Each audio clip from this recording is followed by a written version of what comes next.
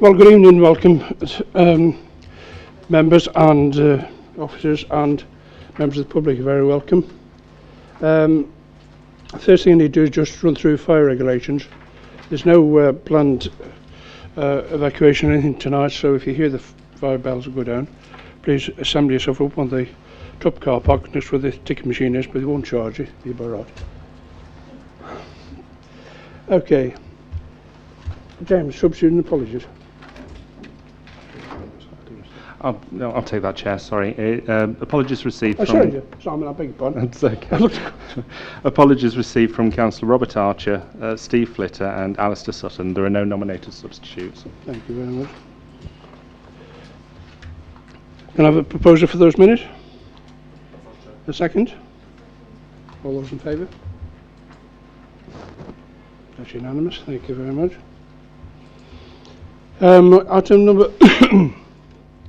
Item number 3, public participation.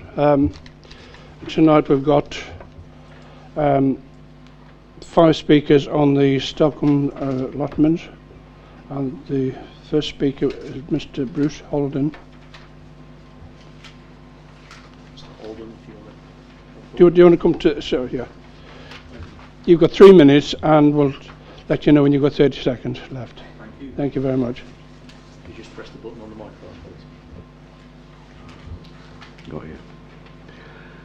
We already have one wasteland belonging to the same landlord just above the white line where Chindras House once stood. And now another is proposed on our allotments. The whole community is up in arms about the loss of the historic village allotments, and they are now also railing against a proposal to desecrate yet another community asset, the village playing field. This is getting out of hand and has to stop. We need protection from such attacks on our village, and that is surely why we elect councillors in the first place, to look after the communities you serve. It is our firm belief that we can achieve this together. Here's a summary of what we have now.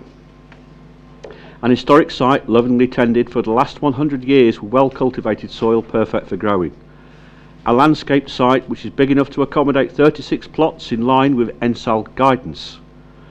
A water supply to all areas of our site. Clearly defined boundaries with good pedestrian and vehicle access top to bottom. Good natural lighting with no shade from trees. Communal space for shared activities. Established and productive fruit trees. Sheds, greenhouses, polytunnels and allotment buildings for shared storage. Security with our own locked entrance. These are all things that would be needed for any alternative site and would certainly not all be possible on the village playing field.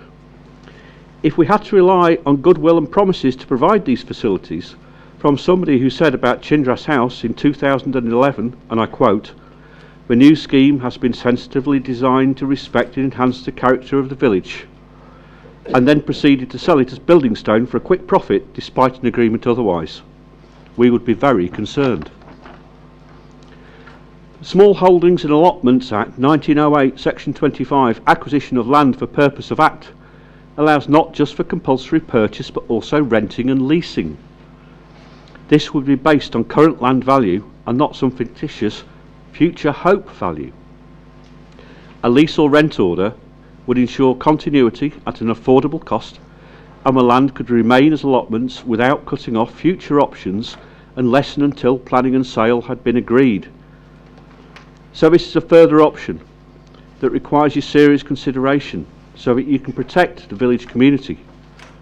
Greed and desire for profit at the expense of the village cannot be allowed to prevail again. We are asking you to fulfil your duties as councillors and protect our community.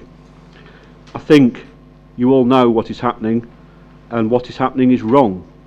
So somehow we must find a way to stop it. Thank you. Thank you very much.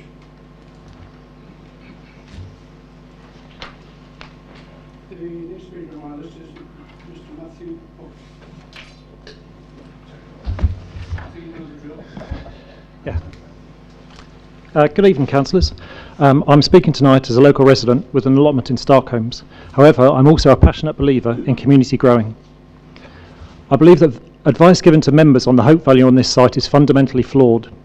According to the gov.uk, website and discussions with a planning expert, the hope value is not what the owner wishes to sell it for.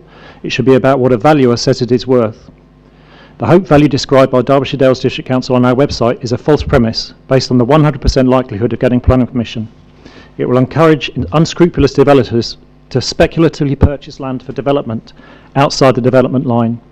We should be encouraging developers who seek to do the right thing, not rewarding developers who don't. Derbyshire Dales District Council, as the planning authority, should be making it clear to the landowner that planning permission on this site is unlikely to be given.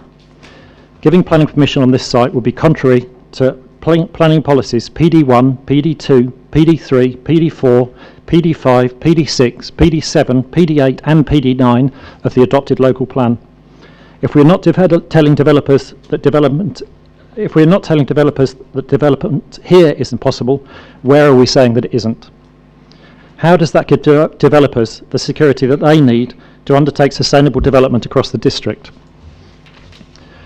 There is a proposal to move the allotments onto the public open space next door. This open space is, according to DEFRA, worth approximately £80,000 per year to our community and public health benefits. 200 metres up the road from the site is another site owned by the same person. It is a larger site, over 2 acres, within the development line with the benefit of planning permission, which was granted in 2011 and again in 2020. It's been on the market for £950,000 for years. We need to be making clear to the owner that we don't agree with his valuation. We don't have to, and our plan doesn't agree with it. From a climate change point of view, allocating space to community growing is very efficient. Not only does it produce about 30 tonnes of food per hectare, compared to 10 tonnes from arable land, it does so packaging free, which helps us with our waste contract. Food miles are minimal, and much vegetable waste can be composted on site, which is supported by local plan policy PD7. In fact, on our allotments, we received funds from the local project fund to start community composting. Producing this food is very low carbon, predominantly due to the physical labour of the allotment holders. In turn, this has massive benefits for our physical and mental well-being, providing a lifeline for our community during COVID. Derbyshire Dales has the third longest wait for allotments in the country, ahead of Edinburgh, Birmingham and some of the London boroughs. We have closed lists in the districts to a maximum of 10 people. What is the need for allotments in our community? How can we measure the need if people aren't allowed to register? Thanks very much.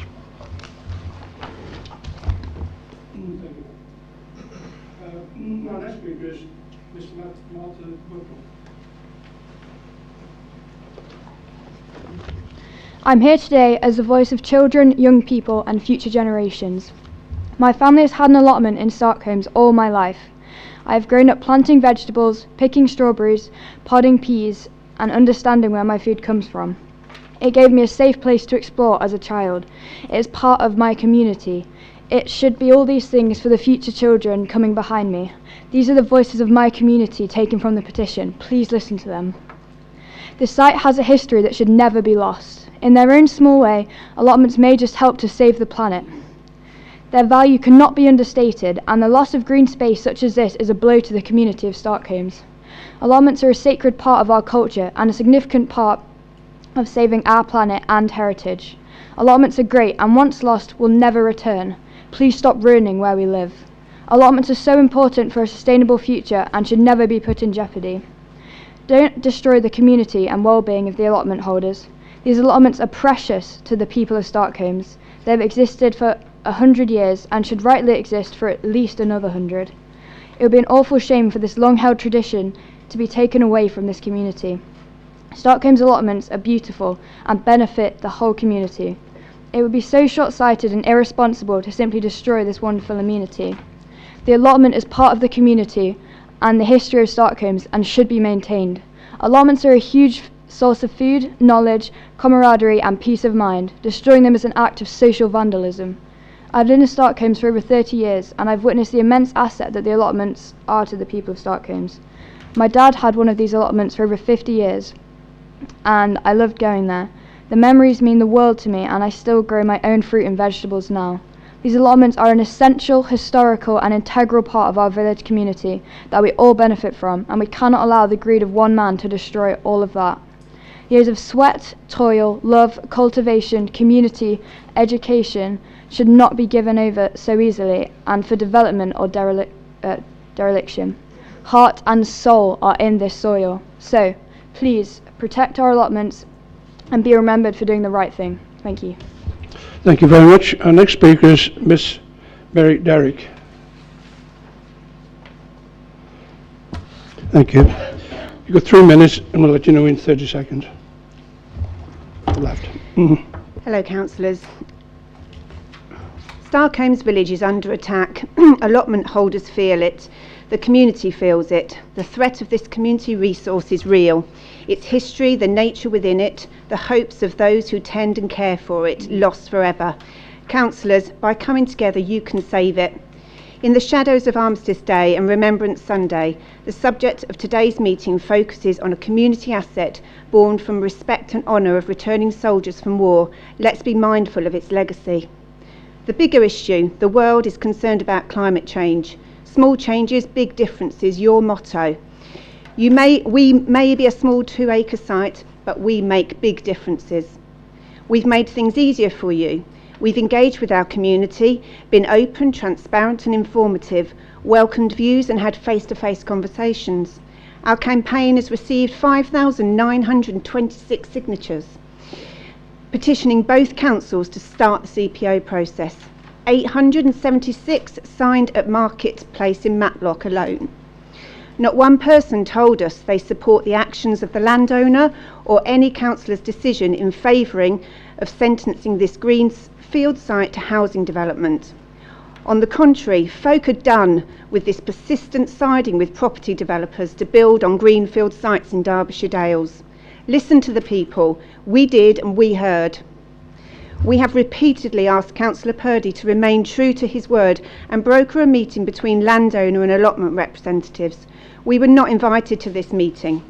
The outcome being, officer reports suggest the allotments move to public open space, an idea neither suggested or agreed by the Allotment Association and inappropriate for so many reasons. A visit to the site and chat with plot holders will tell you why.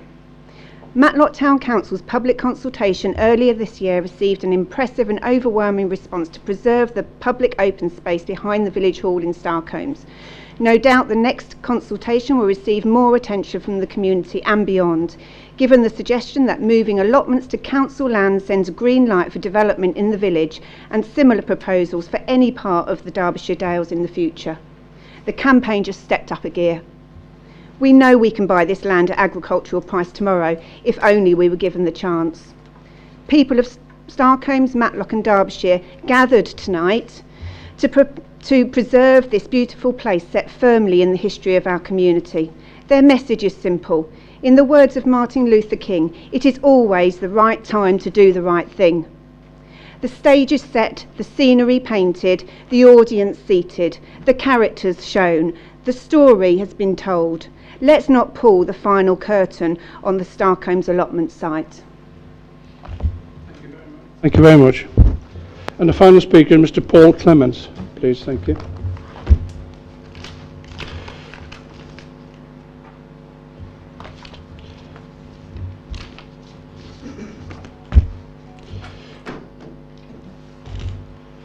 Three minutes, Mr. Clements, and we'll let you know after you've got 30 seconds left. Thank you very much. Thank you.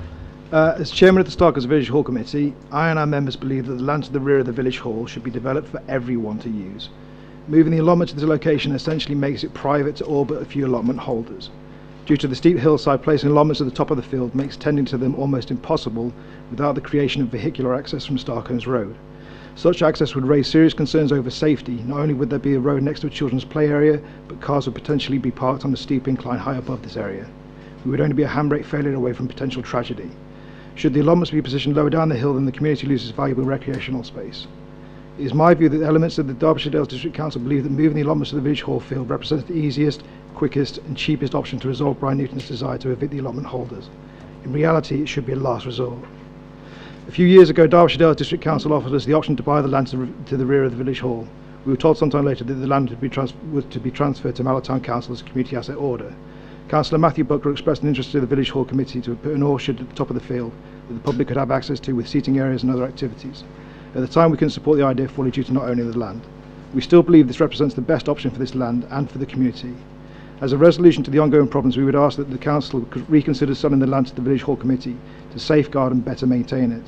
We would also look to participate in a joint venture with Matlock Town Council and the allotment to develop the orchard as conceived by Councillor Buckler. Should Starkholmes Village Hall own the land, it removes the option for Mr Newton's developers being able to site this area as a potential place to move the allotments to. This in turn would then support the allotment holder's desire to seek a compulsory purchase or lease order, as there would be no viable alternative. If in the future there was nowhere new found to situate the allotment and the CLO had expired, the Village Hall would be open to negotiations over space in the field. We would never see the allotment completely removed from Starkholmes and would support them as much as possible.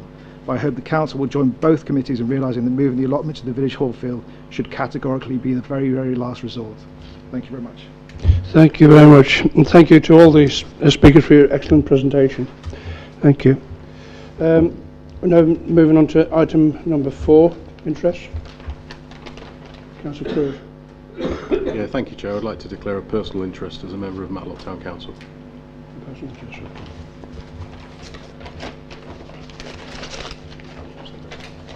Okay. I'd like to declare an interest in item 10.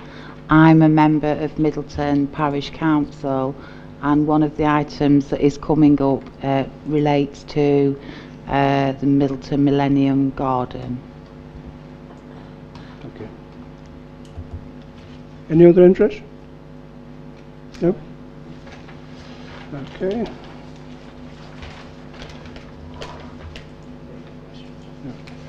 Right, moving on to the main agenda then. Item 6, the External Audit Completion Report from year ending 31st of March 21. Gavin.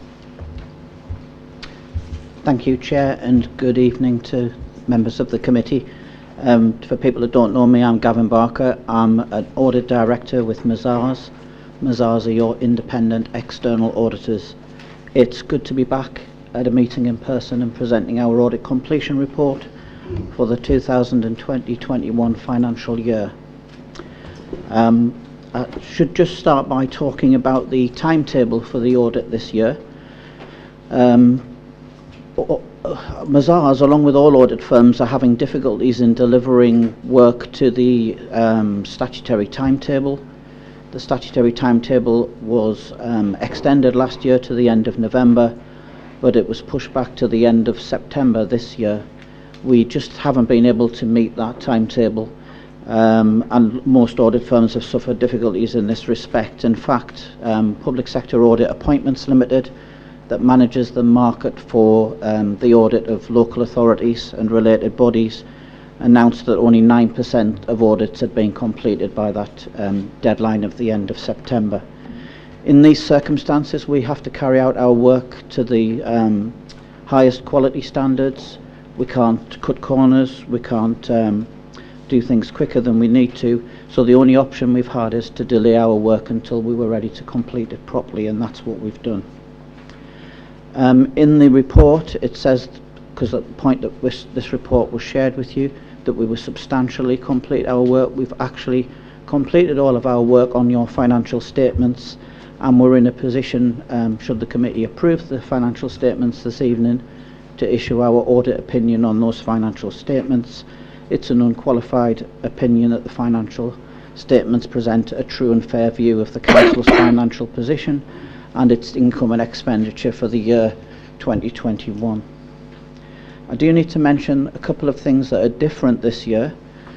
Value for money arrangements, which is our review of whether the Council has in place proper arrangements for economy, efficiency and effectiveness in its use of resources.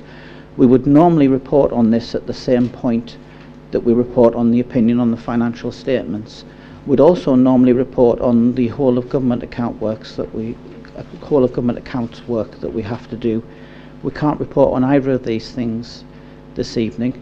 There's been a change in the arrangements for value for money work. We don't issue an unqualified or qualified conclusion in the way that we did previously.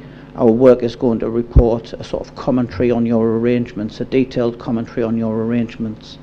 Because audit firms have been experiencing the difficulties in completing work the National Audit Office allowed all audit firms an extension to the deadline in this first year of the new arrangements for value for money, and that enables auditors to report on the value for money arrangements up to 3 months after issuing the audit opinion.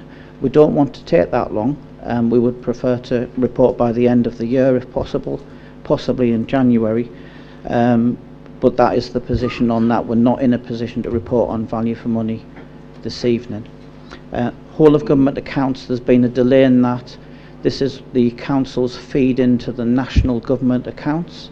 The council hasn't been able to submit its return yet, and our guidance isn't available yet on what we need to do.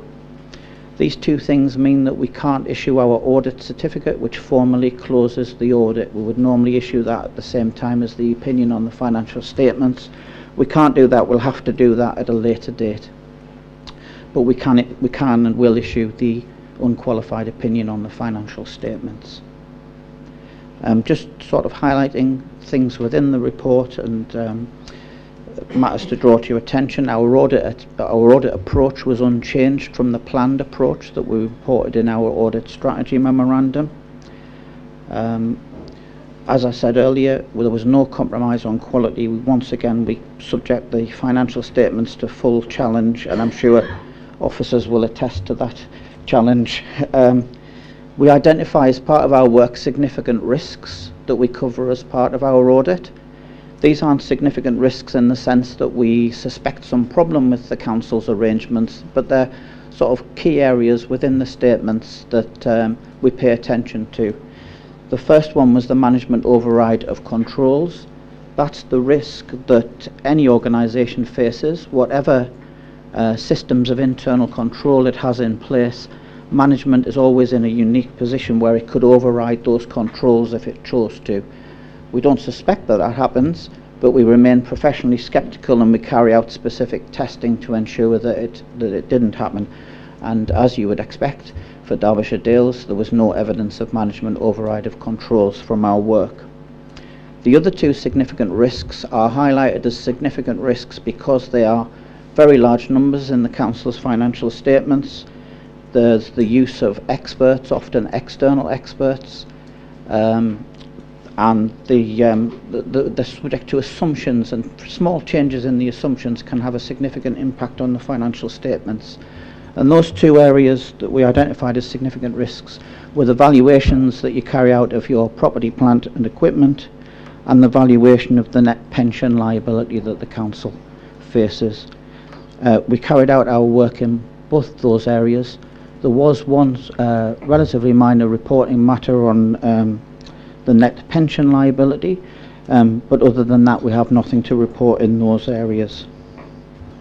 We've been very grateful to officers for working constructively with us during our audit. We do present a lot of challenges, we ask for a lot of information, we carry out a lot of testing, and we're really grateful for the assistance that we had from officers.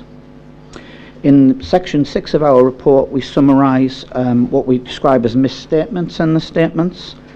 There is a single adjusted misstatement, which was in relation to correcting a historical error that had been identified by your officers, and there were two unadjusted misstatements. The unadjusted misstatements, we think it's entirely appropriate for those not to be adjusted. They're not material to the financial statements. They would create complications if amendments were made throughout the statements, and they don't impact on our view that the accounts present a true and fair view. I said we weren't reporting on value for money, but I'll just sort of outline where we are on our value for money work, because we have carried out a lot of that work. We've done sufficient work, we think, to be clear that we don't anticipate identifying a significant weakness in the council's arrangements as part of our reporting. So our work is ongoing. We'll report finally at the end of December or into January, as I mentioned earlier, but we don't anticipate identifying any significant weaknesses in the council's arrangements. Finally, I'd just like to draw members' attention to a couple of things in the appendices. Firstly, we always seek a management representation letter. We'll get a sort of signed copy of that this evening. We've got our draft auditor's report in there, which is a standard auditor's report with an unqualified opinion. So it is the easy read version, although it might not sort of seem like it, but just to interpret that for you, it is a standard unqualified audit report. And the very final thing I'd like to mention is our independence. We are independent of the council. Our independence is really important to us. We have to be able to carry out our work objectively and without fear or favour, and we feel as though we do that, and we haven't identified any threats to our independence, which is something that we consider on an ongoing basis. So members, that concludes my presentation prior to you considering the financial statements and approving them. I'm quite happy to take any questions, listen to any comments that members might have, so thank you. Well, thank you again for that very comprehensive report. Members, questions? Councillor Purdy. Well, hello again, Gavin, and thank you for travelling a long way to come and see us. We have a safe journey back whenever you go. I mean, it's just concerning for all of us with the effects of the pandemic. You know, we have our own staff suffering, and I guess, is this the main reason for this delay? Sickness with the pandemic, is that the bottom line reason, or? It's a little bit more complicated in our sector. It seems that there is obviously the impact of the pandemic. There's also just a sudden realisation, and I don't know if it's related to the pandemic, that people don't want to be auditors anymore. Can't understand why. Maybe you have some ideas yourselves on why that might be, but people don't seem to want to be auditors anymore, and we've had a lot of people exit the sector, and we've actually resorted to international recruitment on quite a large scale to make up for the shortfall. So there have been difficulties that we haven't been able to address this year, but we have our recruitments. We've got a lot of new people in. We anticipate that we'll be back on track next year, and hopefully we will be reporting to you somewhat earlier next year. Well, you saw me smile when you say you had a difficulty getting auditors, because I'm sure you're well aware we've had the same difficulty, so we need to start educating our children out there to become auditors. What are the ramifications for the delay? Does it impact upon us?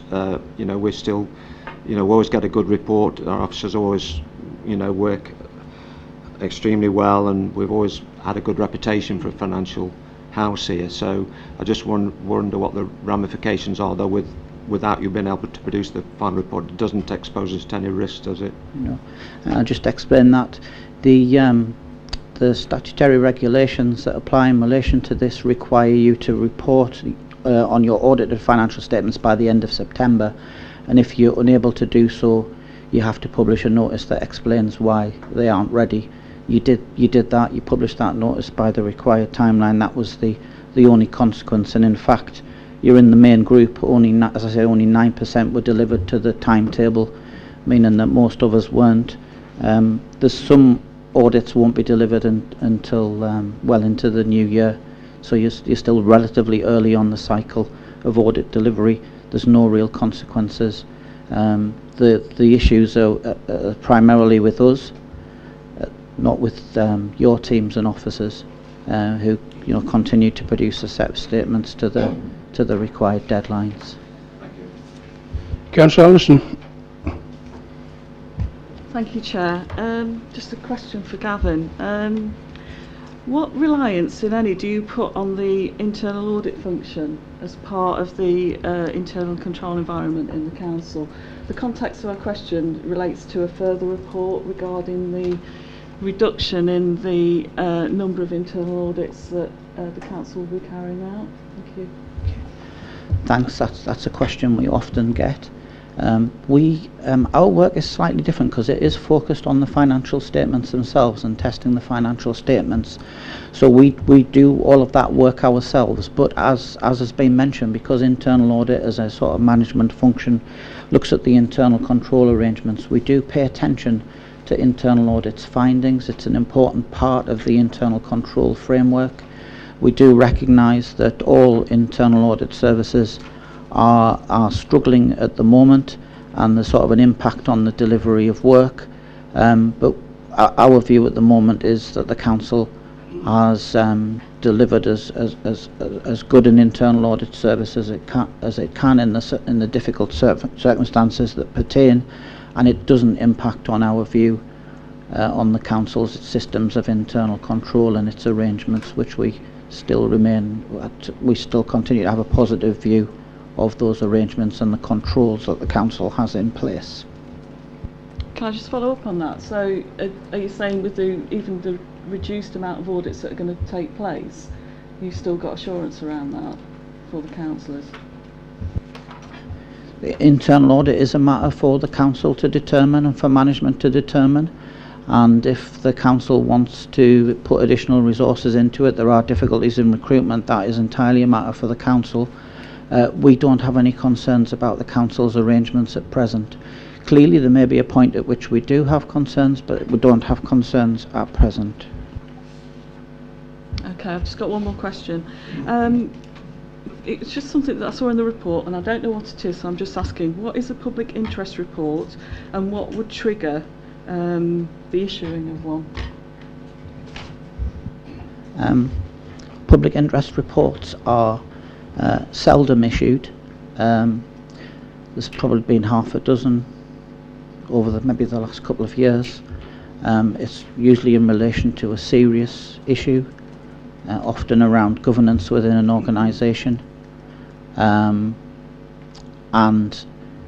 it is a public report that has to be considered in public by the council, and there has to be sort of a formal response to the recommendations that the auditor makes.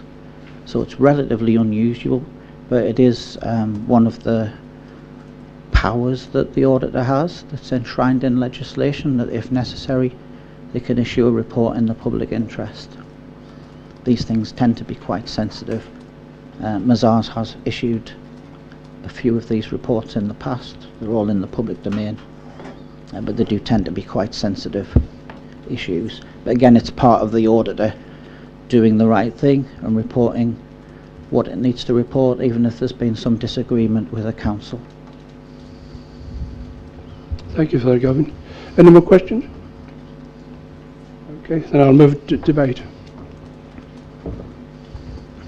Councillor Sue. Thank you, Chair. Thank you, Gavin. Thank you for your comments, your very constructive comments, particularly about working with our officers. That's worked well. And the very useful background information of how things have not been so easy to do over this last year. I welcome that you are professionally sceptical. I don't think I've heard that expression before, and that you are totally independent without fear or favour. And as a result, I'd like to move the recommendation that the report's noted. Thank you. Is that fine? A second? Councillor Ratcliffe, a second. Would you like to speak? Thank you, Chair. Councillor Allison raised some very interesting questions.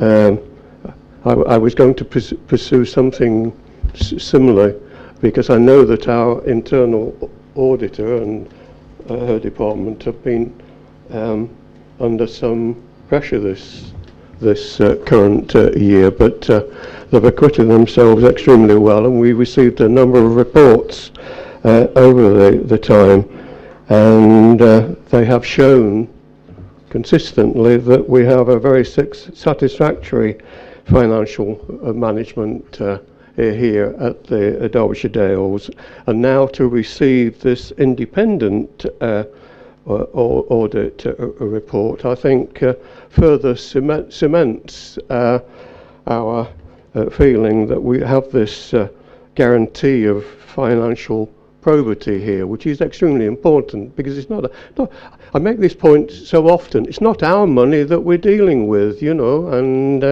we have to be careful with it. Nevertheless, we have achieved a great deal despite the COVID, because this report, remember, is concludes in March 21. So, you know, there's been some movement since then.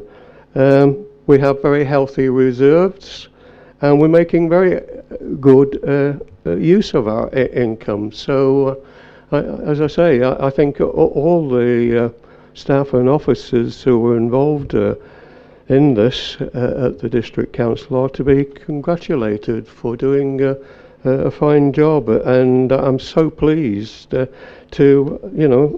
have a report like this, because being independent, they're not, as it were, they don't have quite the same attachment, as it were, that I have to the council.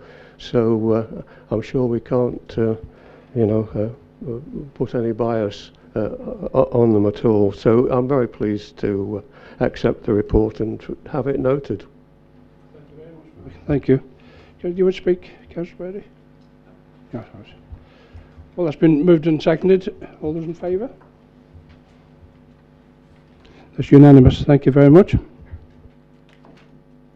Moving on to item 7, Bank Representation 2021.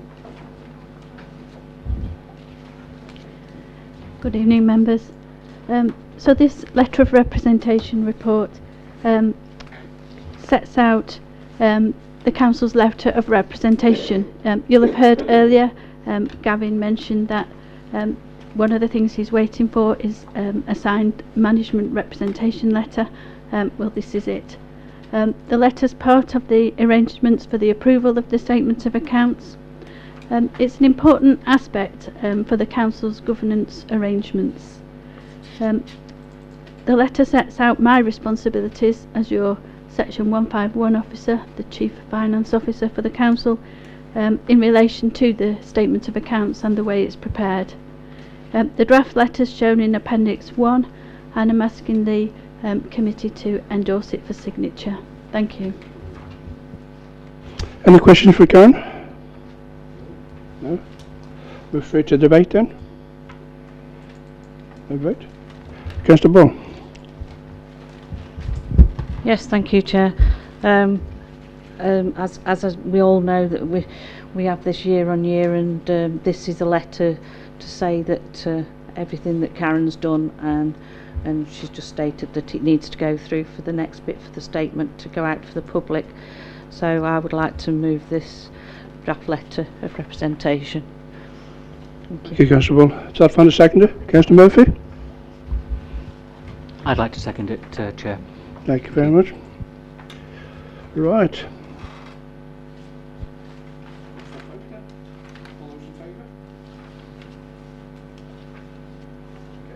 That's unanimous. Thank you very much. Item number 8, Statement of Accounts 2021. Karen? Thank you, Chair. I'm asking members to approve the statement of accounts for 2021. These have been prepared in accordance with proper accounting practices, and as you've just heard, they've been audited and amended where necessary. The balance sheet and the overall financial position remain the same as reported to Council in July, so the amendments that were required didn't affect those. In Appendix 1, members can find an aid memoir that might give you some assurance. So I'm recommending that you approve the statement of accounts. Thank you. Any questions for Karen? I'll move straight to Councillor Morley. Thank you, Chair. It's more of a statement, Karen, rather than a question. Thank you very much for the appendices and the explanations. It's helped tremendously when trying to decipher, not being an auditor personally. So thank you very much for that. It has helped and explained an awful lot. Thank you. No more questions. I'll move straight to debate. There's a proposer. The recommendation, Chair. Thank you. That found a seconder? Yes. Councillor Swartcliffe. All those in favour? Thank you very much.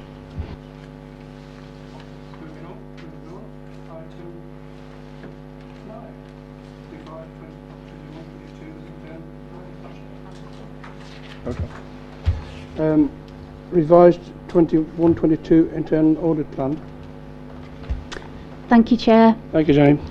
Thank you.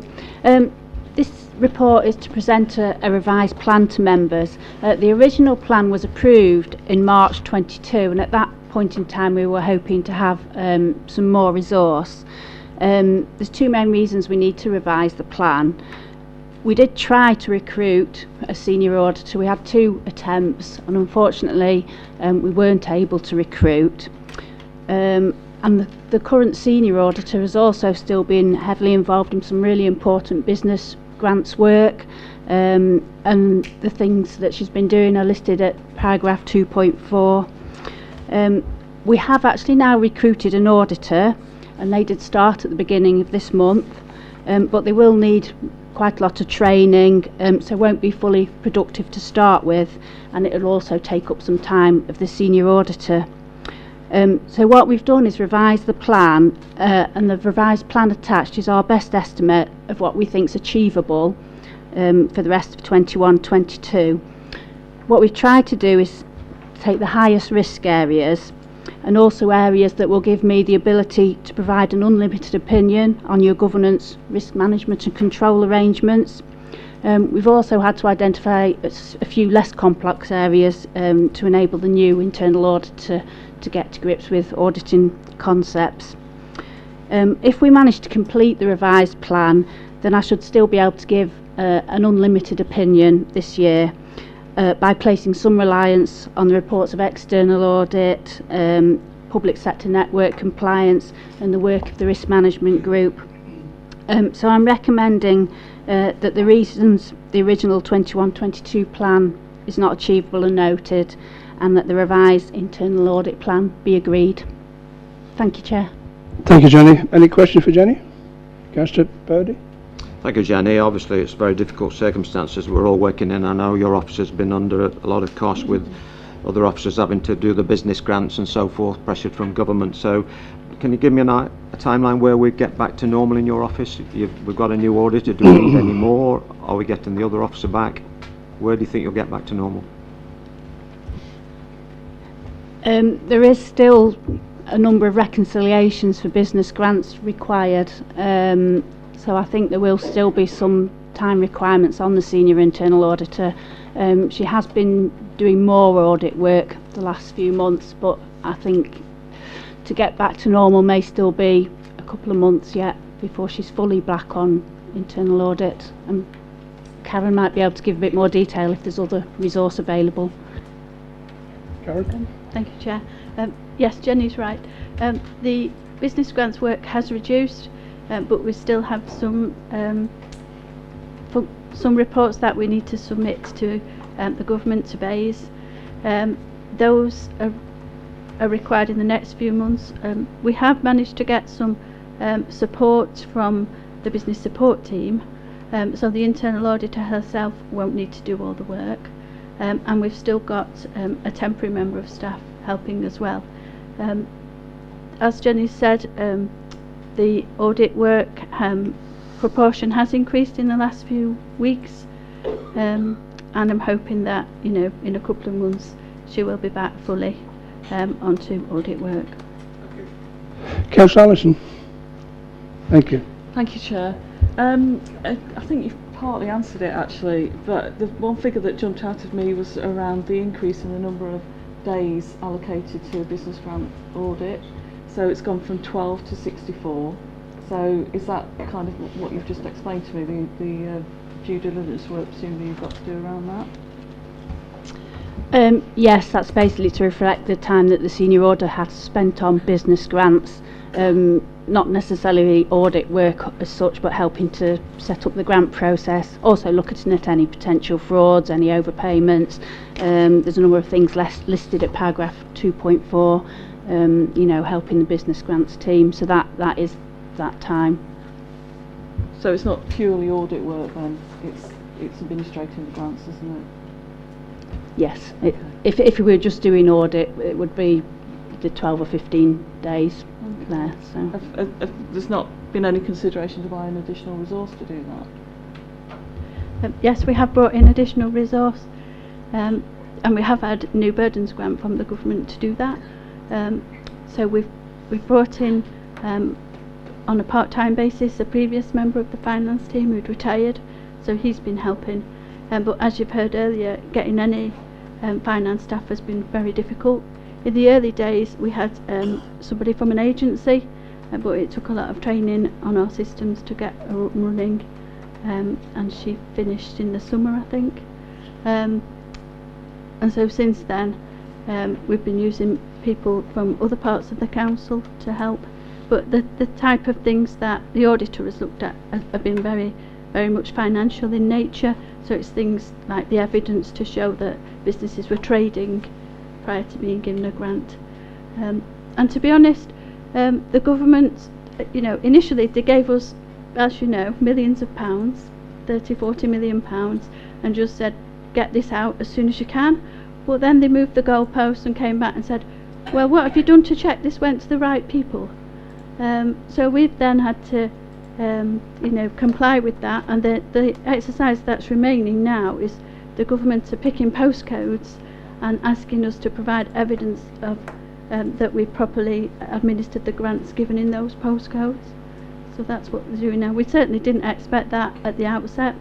It's very difficult to get staff to come in from an agency or even on a temporary basis when you don't know what the government are going to require, and they don't even give you much notice of when they need it. So that's why we've used our own staff more than we would have liked. Thanks for that, Karen. Councillor Cruz. Thank you very much, Chair. There was a couple of questions really. In the detail of the original versus the revised, there's a couple of things that stand out which just naturally make me a bit concerned, which is why I want to ask the question. Health and safety, we were going to do 10 audits, is my understanding. We're now going to do none. It's just people safety is obviously going to be a key priority for the council. So are we comfortable with that? We've put it in. I'd like to know a little bit more. And the other one is IT systems. We weren't planning to do any, and really maybe I haven't seen it in the detail. I was thinking about cyber security, because we could lose our ability to operate if we're not in control of cyber security. So people safety and cyber security, I'm just curious. Thank you. In terms of health and safety, you're right that it's not 10 audits, it's 10 days. Right. But it's competing demands really, because again procurement's really important. We will include that audit as soon as we can next year. But to give you some confidence, when we last looked at the audit, we are keeping track of previous recommendations. So the recommendations that we made on health and safety are still there, being kept track of. So we will be monitoring those until they're fully implemented. So there will be something from that respect. In terms of IT systems, we did at the end of last year do an audit on network security. So it was done 2021. And there is currently an audit that the consortium are undertaking that includes Derbyshire Dales as well on disaster recovery. So we are covering it to some extent, but you're right, cybersecurity is really high profile and it will be a regular feature in plans and probably in again next year. If I could just Thank you. If I could just add to that through the chair, the ICT service carries out that they call something like they call a public service network compliance. So that is an exercise that looks at all the networks that the council uses and makes sure that they're secure as far as we can. And the council's recently passed that certificate. And in addition to that, the corporate leadership team is currently looking at arrangements for cyber security and for business continuity if there were a cyber security attack. We've looked at what happened in the Redcar and Cleveland cyber attack, and we're due to discuss it actually on Tuesday. Thank you. Thank you, that was a really useful answer. Thanks. Thank you. Right, we'll move to debate. Councillor Purdy. Chair, I'd go to move the recommendations, but Karen just raised a very interesting point. We discussed this at the joint ICT about the Cleveland incident, which was really, a major incident, cybercrime. Did we agree to circulate that to our members for information, Karen? No, I don't recall that being. No, I don't, but it makes me wonder if we should. I've got it and I can do that. Yeah, I think it would be helpful. Yeah, so I'm happy to move recommendations, Chair, and I'd like to commend the staff because you can hear they've all been under the cosh and I think they've done a sterling job, so thank you. Does that find a seconder? Thank you. I'll second it, Thank Chair. you, thank you. Right, I'll move to the vote. All those in favour? It's unanimous, thank you very much. Moving on to item 10, Asset Management Plan, Landholding Review, Phase 3. Michael. Thank you, Chair, and good evening, members. Fairly self-explanatory report. One item to add, since the report was written, Middleton by Wirksworth Parish Council have considered whether they would prefer to take a freehold community asset transfer of the Millennium Garden rather than a lease, and they've come back and said their preference would be to still have a lease. That there's the recommendation leaves that open with two options, but they have confirmed that they would prefer to have a lease of the land, so that's the way we are proposing to proceed. Other than that, I'm happy to answer any questions. Thank you. Any questions from Mike? No questions, Chair, but if you'll allow me, I'd like to move the report, but make a comment in respect of Middleton Parish Council and the recommendation before us this evening. I don't know if how many members here have actually visited Middleton and seen the absolutely wonderful use that that parish council put this land to in creating the Millennium Garden. It's a real tribute to the community and all those who've taken part in it and helped develop and maintain it. It's under the responsibility, as the report makes clear, under the Middleton Parish Council. There was some suggestion about it being transferred as a sort of community asset. Whilst it's highly valued, I have to say to you that the Middleton Parish Council have asked and requested that I make it clear that they would prefer that we continue with the existing lease. However, they would like a break clause, a 6-month break clause included in the contract for renewal. But otherwise, as I say, they're very happy to continue with the existing arrangement. So that's what I would like to put forward for approval by this committee. Of course, I can't comment on the other one in any detail, but it's from my reading of it, it seems very clear cut. The only question that hovered in my mind is about the development potential of that land, and whether we would realise anything from its sale, of course. Happy with that, Mike? Want to respond? If I may, Chair. So, I think the I suppose it's all relates to the risks of transfer, either freehold or a leasehold basis. So that if we have a break clause in it, 6 months as has been suggested, then it could come back to us at any time during the course of the lease, and that has an effect on I suppose the financial risk, because we would have to then maintain it if it came back to us. If it was transferred freehold, there would be an overage clause in that.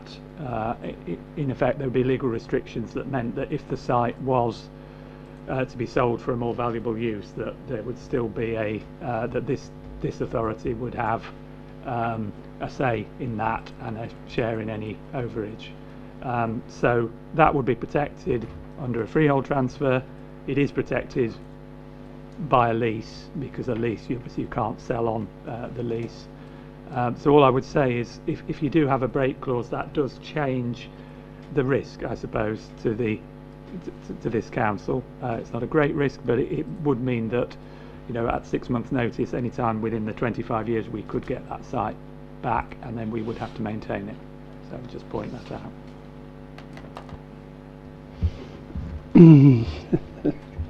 I wasn't quite sure of the detail that you were expressing there, Mike, so you'll have to excuse me.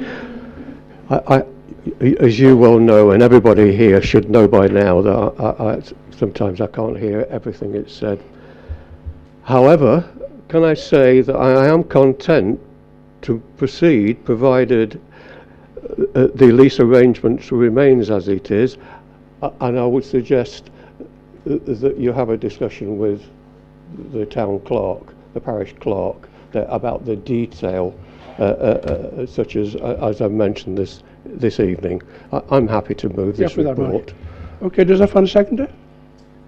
Councillor Morley? Sorry, I'm a bit confused, Chair. I mean, does this change it fundamentally, Mike? I know you say it's a risk to our authority, but you know we've been asked to make a recommendation this evening, and Mike's just brought in this request for a 6-month clause. So are we safe proceeding on the recommendations with a 6-month clause, or do you need to go back and discuss with Middleton Parish Council and thrash out the finer detail? Well, if I may, Chair, we have had discussions with the Parish Council, and we've proposed the terms that were outlined in this report to them, and they've come back and said that's what they would be, you know, subject to contract. They are happy with those heads of terms. That was my understanding. So I mean, it's not a massive change, but it does change the, you know, one is a 25-year lease. So in effect, we are transferring that land for 25 years. The other, we're transferring it basically 6 months at a time. It will run 25 years if no one serves a break notice. But at some point within those 25 years, the land could come back to the authority. And then we have the maintenance responsibility.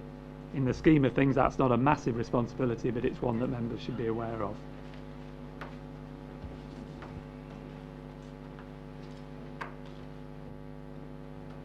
Councillor Purdy, you want to come back on that one? I'm still not clear whether we should go ahead or not, Chair. I think there's an element of risk here, and when I hear the word risk, I step back a pace. I've always done that in my previous career, because you usually get a bottle in your mouth. But anyway, I think Mike consider deferring, Mike. I don't know. I think it seems to me you need to go back and ask them to pin down what it is they want, because we've suddenly had this thrown into the arena, and it surely changes the whole sort of negotiation, surely. Suggest, Chair, that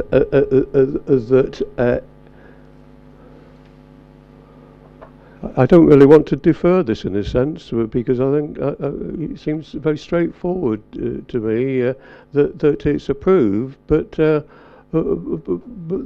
detail on the clause is explored with the district, with the parish clerk. I think probably, Mike, what you're trying to aim for is probably delegated authority. Yes. To the yes, officer. yes, precisely. So approve the recommendations. But on the basis that it is a lease. Yeah. To investigate the 6-month clause and with delegated authority, I'm happy with that. Yeah. I'll help with that then. I'll go straight to the vote then. All those in favour? Yes, unanimous. Thank you very much.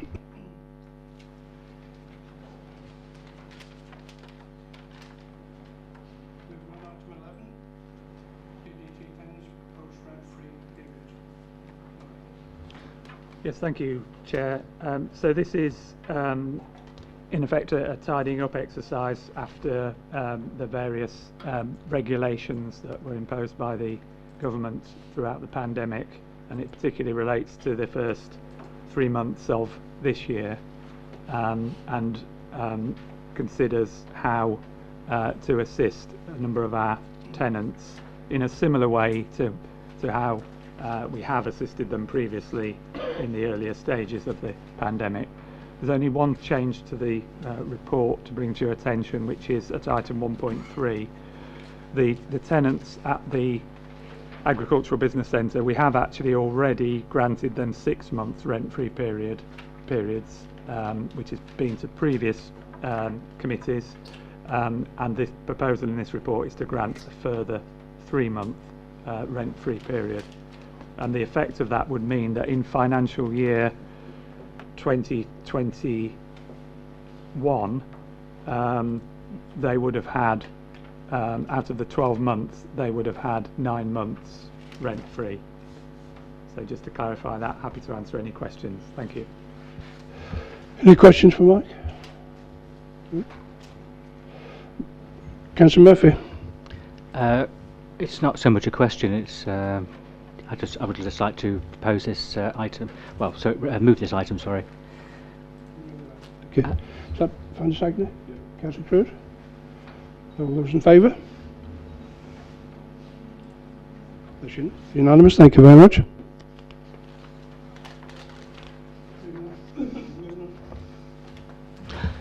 Moving on to item 12, Starkholmes Allotment. Thank you, Chair. Tim. Thank you also to the speakers from the public who I think demonstrated very well the strength of feeling and passion on this particular issue. If I may recap briefly, this report is a carryover from the last meeting of this committee when members asked officers to go away and find out some additional information about the legal risks that applied in respect of compulsory purchase and to some extent a bit more information about hope value. The question in particular was whether the council could enter into compulsory purchase action and then withdraw from it if the financial risks became too great for the council to take. And this report was written on the basis of those requests. That was the idea of coming back to this committee with this report. However, research has carried on since the report was written, and you're all members are now aware of additional legal advice from Lee and his team in relation to the powers of this council as they relate to allotments. I think it's worth going over that advice for the sake of the public present and for those watching on screen. In effect, the advice is that by virtue of the Local Government Act 1972 and its paragraph 9 of Schedule 29, so it's not, it's something hidden away in legislation, where a town or parish council and a district council exist in the same area, the powers relating to the Allotment Acts can only be exercised by the town or parish council and may not be exercised by the district council. This means in effect that this council has no power to compulsory purchase or to compulsory hire this land. That power only exists for Matlock Town Council.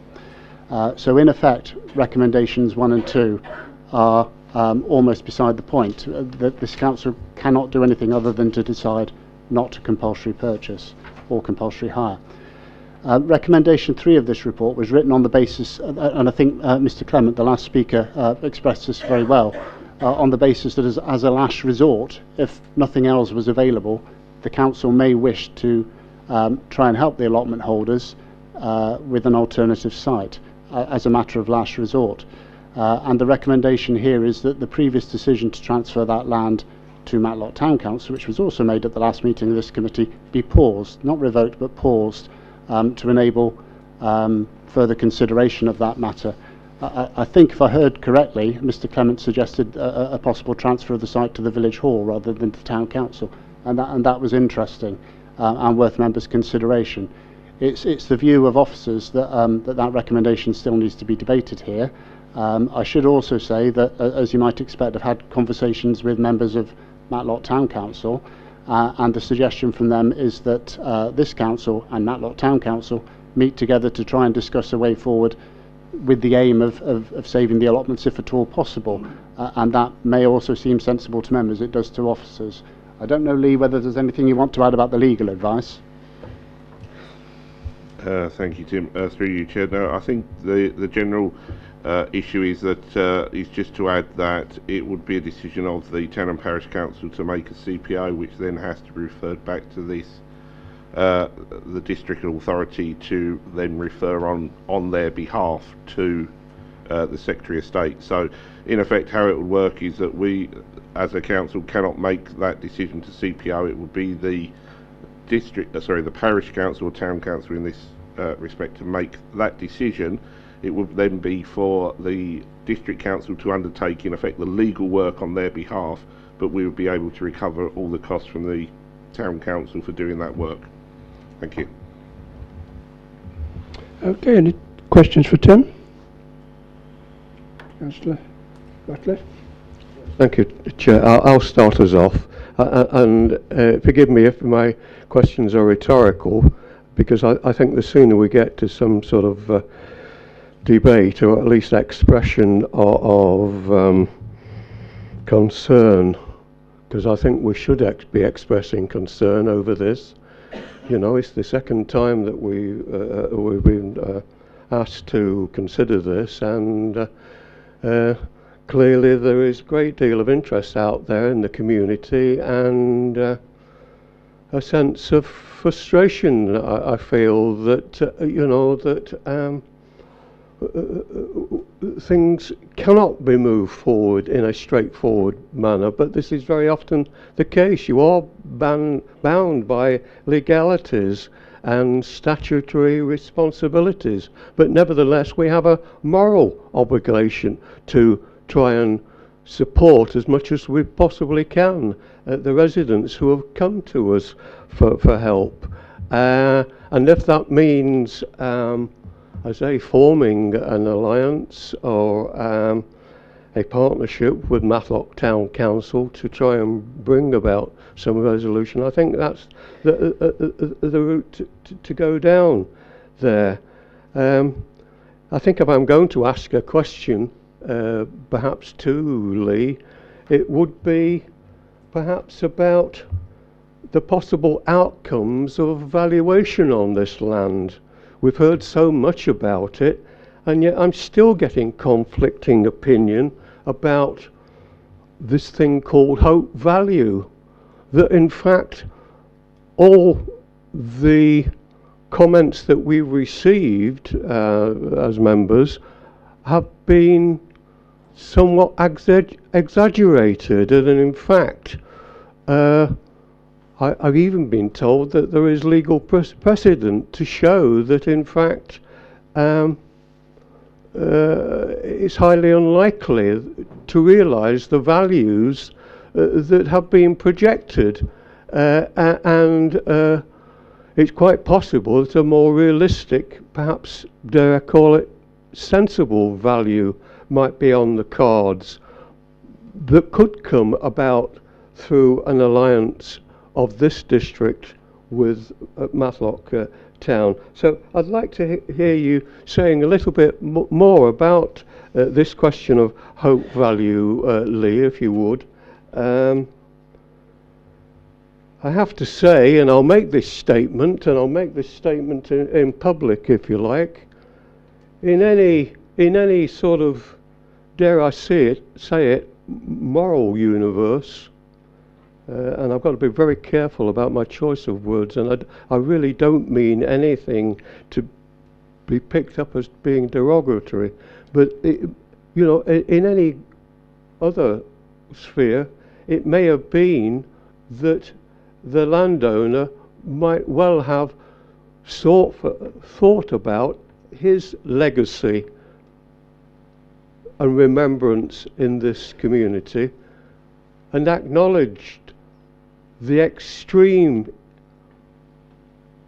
value that the residents put on this, not only for their, shall we say, own purposes, but for the wider environmental climate use and benefits that the land has, and might have been willing to allow a more pragmatic, realistic approach to be brought about on value. This incidentally actually happened in my own community with recreational open space, as it happens on a piece of land called the Meadows. Fortunately, of course, we had a neighbourhood plan in place, which Matlock unfortunately it doesn't. So you know, we were able to use that to bring about some protection to prevent development there. Incidentally, and I'm being a bit, I'm going off on a bit of a tangent here, I do know that comments have been made about the review of our own local plan to try and bring about a policy to protect valuable community spaces like this in the future. Maybe not necessarily this particular allotment, of course, although of course it has been ascribed as an asset of community value.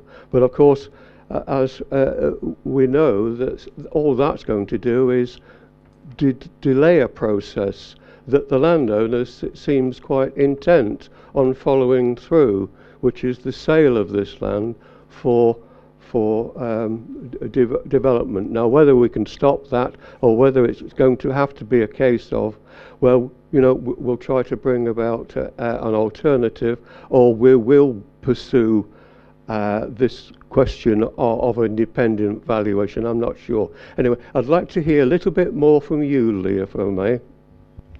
I'll take that, Lee. Thank you. Thank you, through you, Chair. Chair, do you mind if I refer the matter about hope value to Mike Goldsworthy, who had actually looked into this and advised me on it? Yeah, we're fine. Thank you. Yeah, if I may comment on that, Chair. So the position on hope value is as outlined in paragraph 2.2 of the report. Compulsory purchase is a complicated area, and there's a lot of legislation and case law about it. But in effect, what is being considered is the value.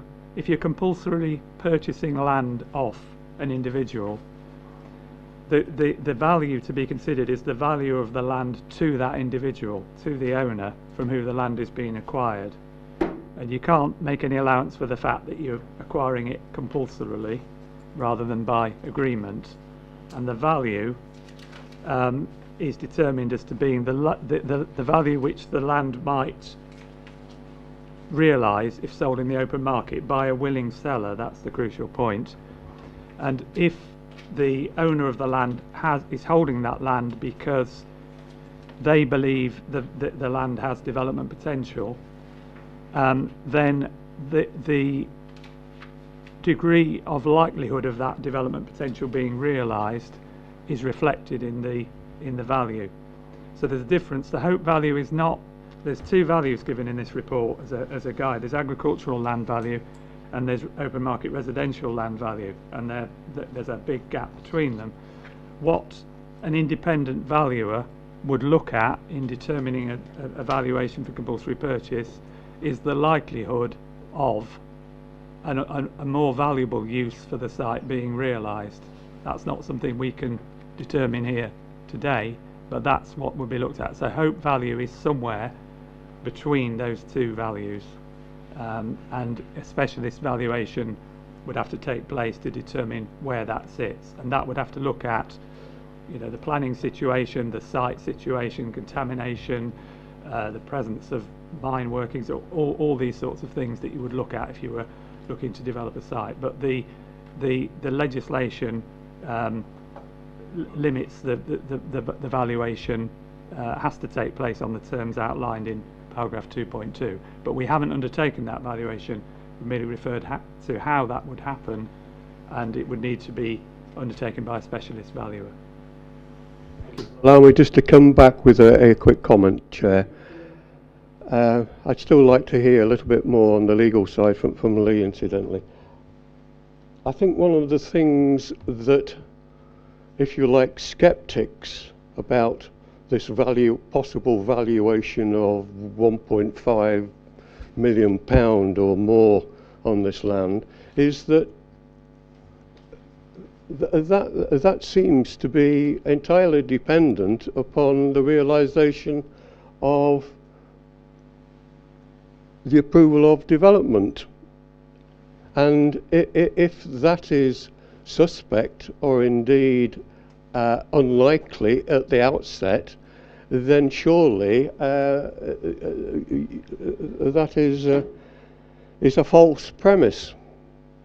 That seems to be very much what I'm picking up from those who have expressed reserve and concern that, you know, that we should should be pursuing something which is of a lower value. Thank you. Thank you, Chair. I'll be honest, Councillor Reckley, I'm not sure exactly what you're seeking from me. All I would to add to the comments is that the two reports have been a request on whether or not we go forward with a compulsory purchase order. My duty is to advise the Council of risk, and without any, and I take your points about the value of the land, but without clarity on that, the risk of the Council going forward, then my legal advice would be don't go down that route because it is an unknown quantity. Yeah. Incidentally, through you, Chair, can I make it very clear that I do not support compulsory purchase. I think that is a fragility for this council, and that's not something that I want to pursue. However, what I do wish to pursue very, very clearly is the willingness of this council to try to support, in whatever way possible, these residents to try and, as I say, preserve something of the existing situation, as it were. Thank you for that, Mr. Councillor. Thank you. Thank you very much, Chair. I do appreciate it. I have got a key question. I've just a couple of comments, if I may. First, I welcome the peaceful protest and the eloquent speakers. And I'm on Matlock Town Council. I'm also a district councillor. My position's the same. I want to save the allotments and I want to save the open space. That's my objective. And I want to work with whoever will work with me and work with the group to try and achieve that mission. And I think we have to pull out all the stops. And I say that to everybody who's involved. Pull out all the stops. The allotments are a jewel in the crown of Matlock. We talk a lot about Hawley's Park, and rightly we should. It's a wonderful park. So are the allotments. You know, they are equally a jewel in the crown of Matlock, and we've got to work every single way we can to protect them. And the land at the back of the village hall is also of great value to the community. So we've got to find a way to support the community to deliver both objectives. And I think it's possible. I think there will be a route through this. There will be a way. I don't think the Town Council and the District Council have collaborated effectively up to now. And I think that, as a Town Council, I'm willing to put my hand up and say, I'm sure we could work together better with the District Council. And if there's any learning coming out of that, I will definitely take it on board and feed it back. And I welcome Tim's offer of collaboration. I think it's positive and appreciate it. I have got some real concerns with the report. We've got late legal advice, very, very late, and I'm always a little bit nervous when stuff's thrust into a very important decision at the last minute. It's really important that we exhibit as a council high decision quality. It's essential that our decision quality is high. So I'm a little bit nervous because it's late advice coming in. I'm also worried or concerned about our role as a planning authority. Have we really explored what position we can take and how we can work together to think through how to meet both objectives? Protect the allotments and protect the open space. Now the hope value, I think the hope value is a really interesting thing. I am not an expert and I'm not a legal expert, but I think the clue's in the name. The clue is in the name. It's called hope value for a reason, because somebody is being very, very hopeful. And I think we've got to really think through carefully, working together and getting a genuine valuation on this land. I think we should, for me, thank you, Councillor Ratcliffe, for the points you made. We've really, really got to understand a genuine valuation on the land. I think that's really important. And then probably the last point for me, or actually the question, is linked to a lack of strategy. We, as a district council, from what I can tell, and I'll stay open-minded if somebody can walk me through it, take me through our strategy on allotments, it doesn't seem to me that we've got one. And we're now in the middle of a firefight trying to protect a very, very valuable community asset. And I've been provided some data, I've shared it with officers. We're in the top 10 in the country as being one of the longest wait lists for allotments in the Derbyshire Dales. It takes 9 years to get an allotment in the Derbyshire Dales. Allotments are a fantastic asset for our community.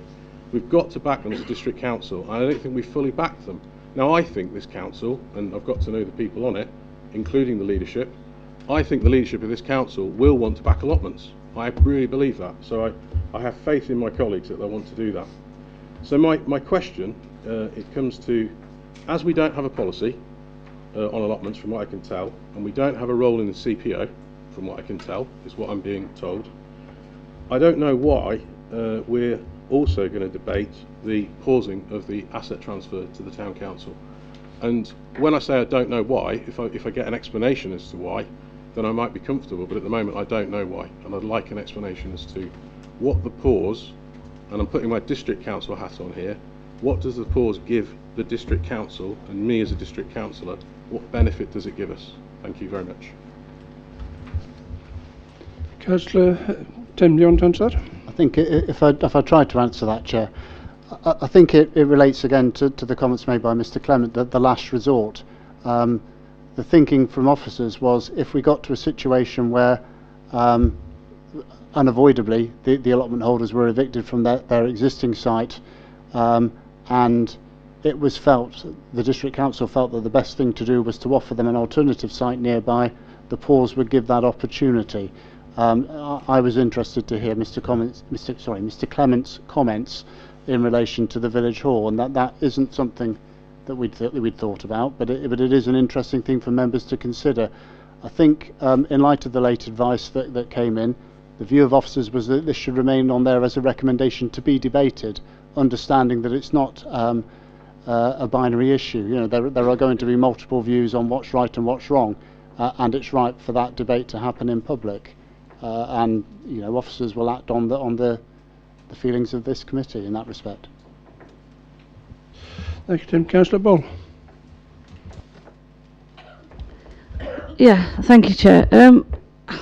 I just need a lot of clarification on this. The recommendations is us to consider doing Starkholmes and taking on the allotments and doing a compulsory order, and yet the late information is stating that is not down to the district council to do, it's down to the town or a parish. Obviously it's been the town of Matlock. But then that goes into the situation, and my question would be, as regards the money side of it, if the town council decided to talk to the landowner to ask about purchasing this, to come into this agreement, then that would be obviously the way.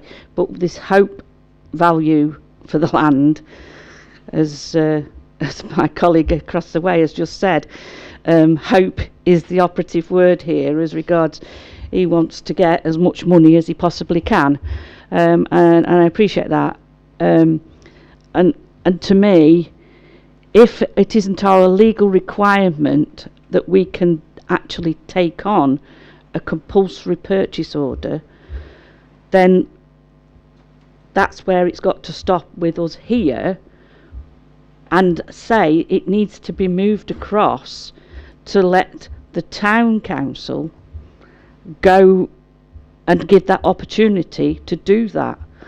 Because as other colleagues have said, we don't want these to be taken away. It is something that, and climate change and everything else, people have put a lot of hard work in, and I know the situation from the past from Brailsford. They put a fair few years into theirs, not as long as this, but to say, oh, you can move it and go to another patch, it's not the same thing. There's been so much work gone into this, so I really feel that as a district, for what they're asking us to do, it isn't legal for us to be doing. We've been told that. So I think we need to take this off the table, in the sense of saying Stockholm allotments need to talk to the town to be able to sit with the help, as our legal advisor said, that we can be their spokesperson once it's all agreed. Have I got that right? And let that happen. And that's how I feel that this should be going, and I don't think, you know, this in a sense as how it's been recommended on here is being done, because we can't take on the compulsory order, so it isn't something that we can be voting on or not, because it isn't legal to do. So in sense, and now we're saying we want to pause the selling off of another, So is this a case that this item should be fully removed for it to go back to square one and go back to the town council with the allotment people talking to the town council to do the negotiations of sale of the land to see whether they can come up with a price? But I just wanted to make sure that I got it right in my head, that this is the land costing is still what the value that the person who owns the land wants to sell it at. Yes? Is that right? If I may, Chair, it's not what they want to sell it at, it's what a valuer determines its worth. So they may have an inflated view of the value, they may not, and that gets determined by looking at all of the factors that give rise to that value, and that would need an independent report, and we haven't looked at that, so we can't give a view on that. But it's that is how it would be determined. So it's not siding with the landowner's view of value or otherwise, and it's not affected with the merits of the case or the use of the land. It is purely a valuation exercise, and it's determined on the facts that an independent valuation report would look into. Thank you for that. The next speaker is Councillor Allison. Thank you, Chair. I think some of the questions I was going to ask have already been put forward, and I just want to make a comment really about the last meeting. I asked for a valuation, and I still haven't got that. It's still a massive range between 17,000 and 1.6 million, which seems a ridiculous basis to make a decision on, whatever this hope value is. I just want to say thank you to Tim for sending me the PDF version of the climate change assessment. Looking at it, it assesses this as a negative, a -5. So my question to Tim is, how would you change that round? How would you make that a positive? Would that not be to not permit permission to build houses on that? Thank you, Chair. That's a complicated question involving a number of different elements. In terms of turning it into clearly the loss of the allotments would be a bad thing in climate change considerations. That's self-evident. And the scoring on the infogram reflects the fact that the recommendation is to decline CPO action, to decide not to take CPO action. That presented a risk of losing the allotments, and that would be negative in terms of climate change. In terms of turning that into a positive, retaining the allotments is obviously the best thing to do, and I think we've now got legal advice that this council cannot take compulsory purchase action. So in effect, recommendation 2 is decided for you, for us, for this committee.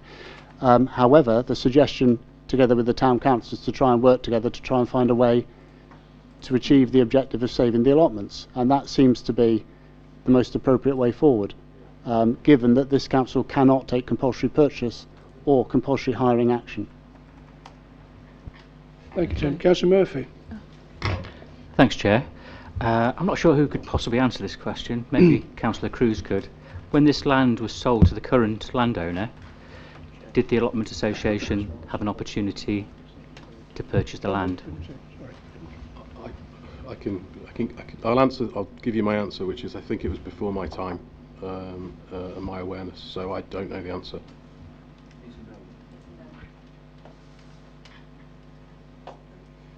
Councillor Allison, sorry, I didn't pick up what you want to come back on the side. Yeah. Carry on.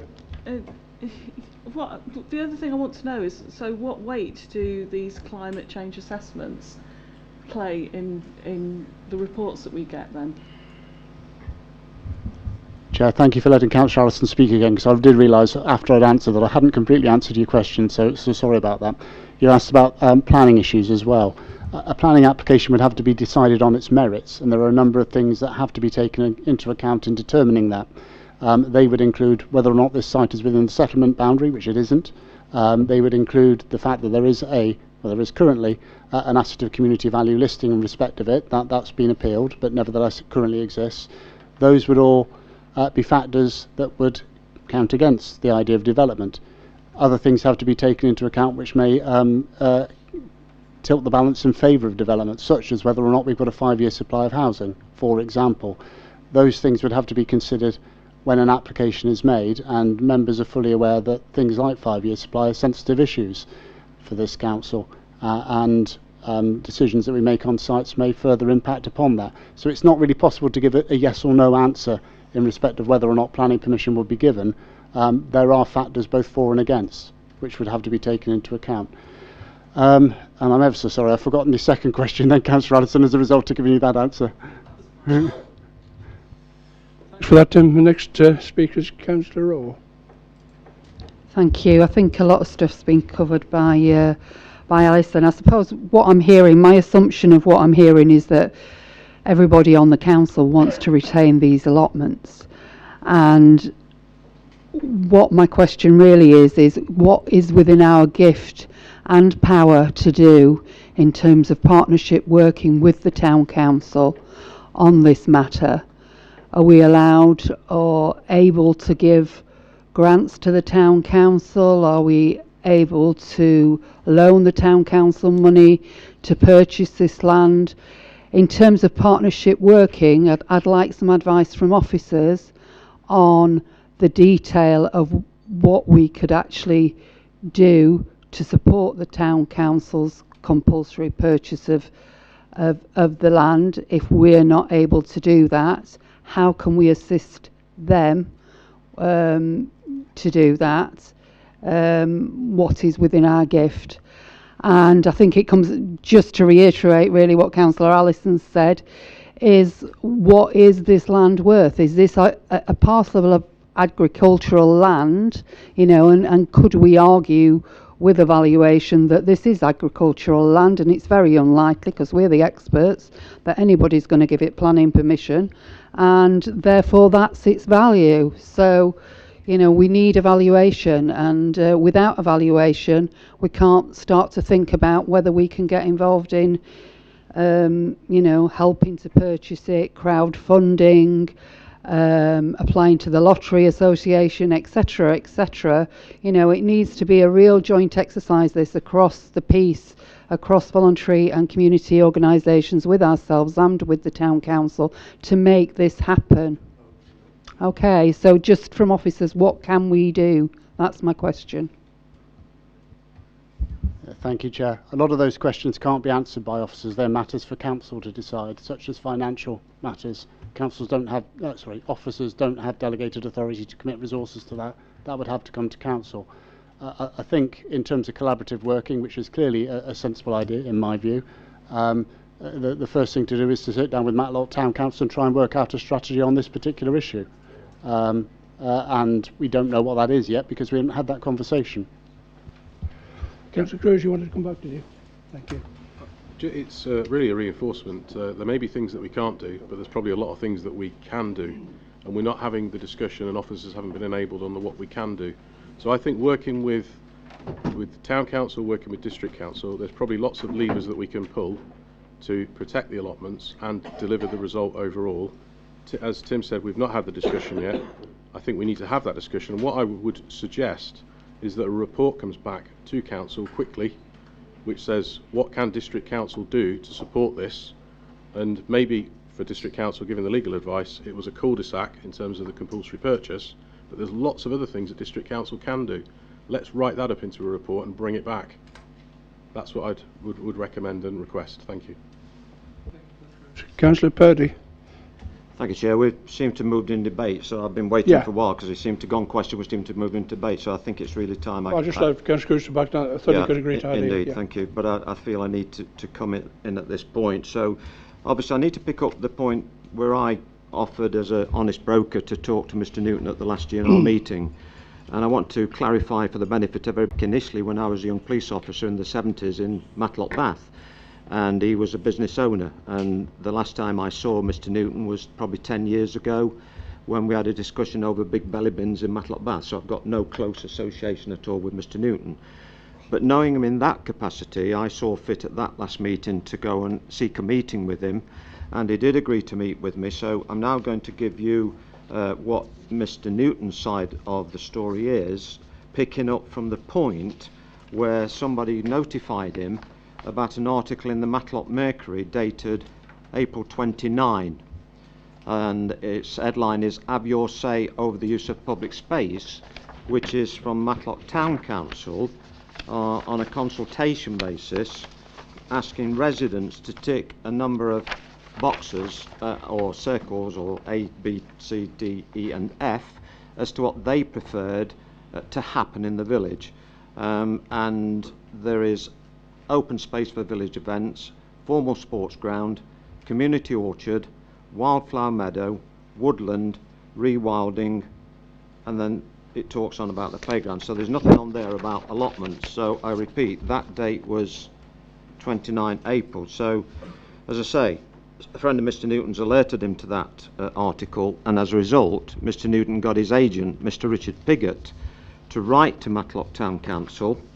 The date of the letter is 28th of May, first letter, in which Mr Piggott introduces his client, Mr Newton, who owns the allotment land immediately to the south of the land in question, and would like to explore a mutually beneficial proposition for both parcels of land. So this letter goes on, but basically it was a letter to Matlock Town Council. I'm told by Mr Newton that there's no response to that letter. So then at that letter he received an acknowledgement from Kim Lornett, I'm sorry, I can't pronounce the surname properly, I think it's Laurent or Lornett, the town clerk, to the effect that his letter had been received. But there was no response to the offer in this letter for Mr Newton to help develop the land. And that land is subject to us handing over the AVC. So in other words, Matlock Town Council is expecting the land to come to them from us. Mr Newton picks this up in the Matlock Mercury and therefore makes offers to develop the land for it to become allotments at his own expense. Due to the fact of no response from Matlock Town Council, Mr Piggott writes again on the 18th of June, in which he writes further to his letter of 28th of May and provides some potential questions that might be raised. In summary, offers dates for meetings to take place to explain further. Again, I'm told no response from the Town Council. Mr Piggott writes again on the 16th of July, in which he refers to both letters and asks for the letter of the 19th of July to be read out at a Matlock Town Council meeting. I'm told the letter is not read out. But in the final paragraph, Mr Piggott states that Mr Newton is disappointed to hear from the meeting at Matlock TC on Monday 21st of June that the Council do not wish to take up the suggestion put forward by Mr Newton, and notes the motion tabled by Councillor David Hughes in the full agenda council meeting of the 19th of July. Mr Piggott asks for full reasons as to why the Council has rejected the offer and asks for a reply by 26th of July. There's no response. So at the GNR meeting, as you know, we handed over that land to Matlock Town Council, the land right next to the allotment land owned by Mr Newton. As far as I know, there is no planning application in from Mr Newton. I think the subject conversation tonight on values is semantic, because we as a council can't go forward with a compulsory purchase order. And in reply to Mary Derrick, yes, I've put forward to Mr Newton, Mary, twice the offer of meeting with the allotment holders. So at that GNR meeting, in finding this out, I have to say I was astonished that nothing was said by Councillors Cruz and Hughes, who remained silent on the subject, and I fully expected with this 3 letters going to the Town Council that there would be some knowledge, and I'm sure Councillor Hughes has knowledge because I'm aware of a telephone conversation between Mr Piggott and Councillor Hughes, so Councillor Hughes is certainly aware of these correspondences, and so it seemed quite strange to me and begged the question why nothing was said at that meeting by the 2 Lib Dem members. As Tim has said, had we known, had this council known, and you've said yourself, Councillor Cruz, it's a pity that Matlock Town Council didn't discuss with us or alert us, because it would have probably brought a different recommendation.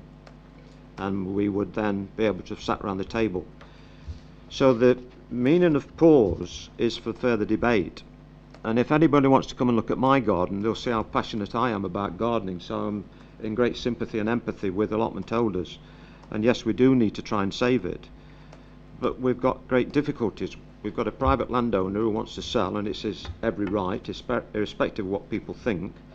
And we've got a town council who seemingly have made the decision not to take on board the allotment holders' wishes. I'm trying to be careful what I say here, as Councillor Ratcliffe did. So, Mr. Chairman, I also was advised by our head of legal that I could, under the rescission of proceedings decision, obtain 10-member signatures to have the decision at the last GNR meeting rescinded. I'm going to hold on to this as a backstop, Mr. Chairman, because what I want to happen is for a discourse between our officers of this district council and officers and members of Matlock Town Council, and for us to find a way forward out of this, because there are so many ifs. The only answer to this, quite frankly, is for us to sit around the table and try and come to a satisfactory conclusion. So I'm going to move the recommendations, Chair, on the basis that that happens, that the handover of land is paused, because that allows for discussion and deliberation as to a way forward. I believe I'm right in saying that Councillor Hughes has indicated that perhaps they need to go out to consultation again. That's a matter for you councillors at the Town Council, not for me to interfere, of course. But I think what I found out from Mr. Newton was quite revealing, and that's why I had to seek advice from our head of legal and Tim, and that's why I didn't include you, Councillor Cruz, in that meeting, because it had ramifications. I needed to know from our monitoring officer your position and Councillor Hughes' position in that last meeting, so I hope you can see where I was coming from. So I wasn't being obstructive to you, I was wanting to make sure I was taking the right course of action.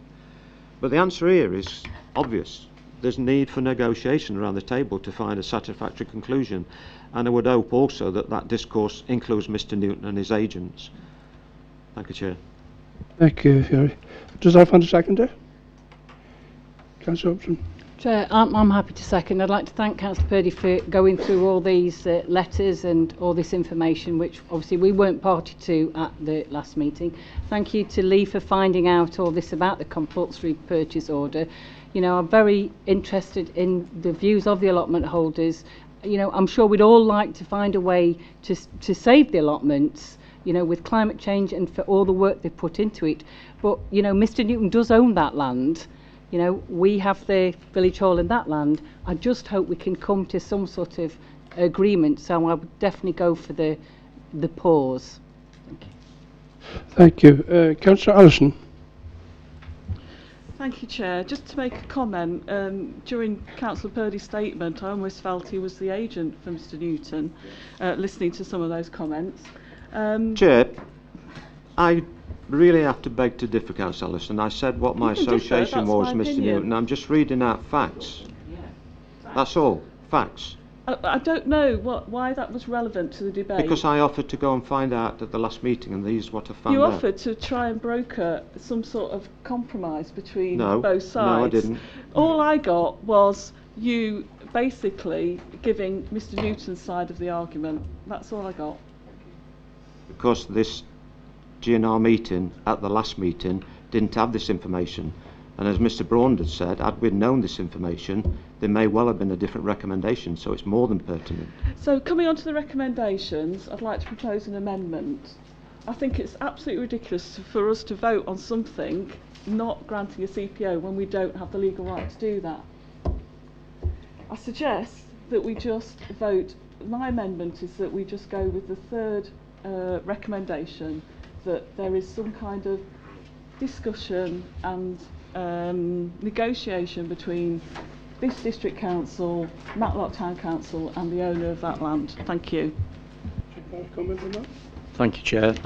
In terms of the recommendations, and I understand the point that you're making, Councillor Allison, in terms of the amendment, I think in the fact that you have a request in front of you as a council, despite us not having the statutory power to actually undertake that, there is still a need to actually conclude the process by formally advising the association that the matter has to be declined for the reasons that have been discussed tonight, which are we don't have the power to do it. So should the recommendations say we don't have the power to not do it, to decline a CPO? You have no choice. You are declining it. That's what I mean, but that's not what it says. Well, if you want to amend it to that effect, then that would be reasonable.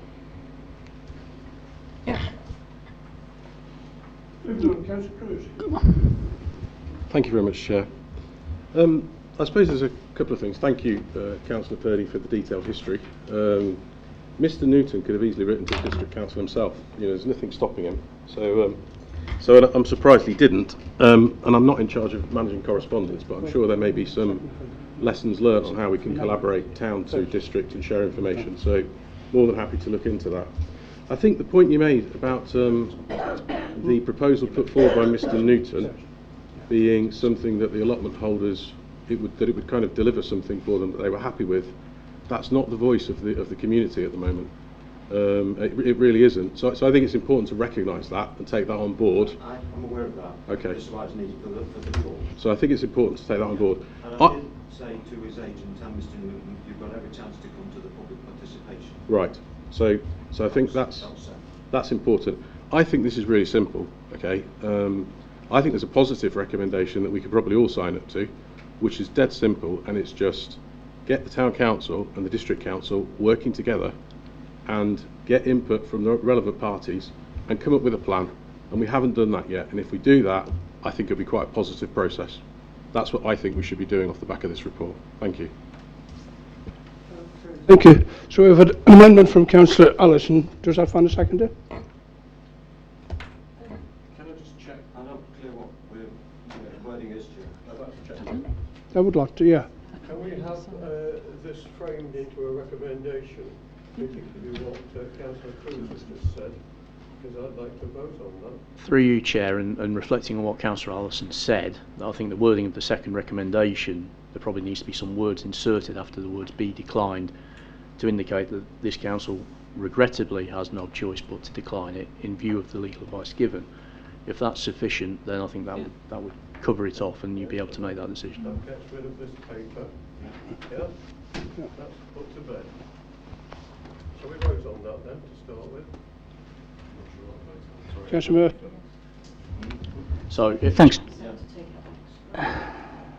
Chair, as I'm noted, I need to grant it. So, again, can I just clarify, is it on the second point, after declined, that...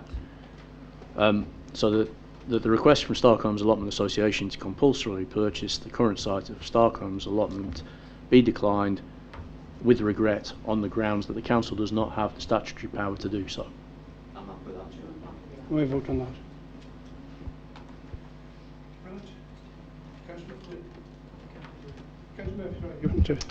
Thanks, Chair. I hear about Matlock Town Council and how well run it is and whatever.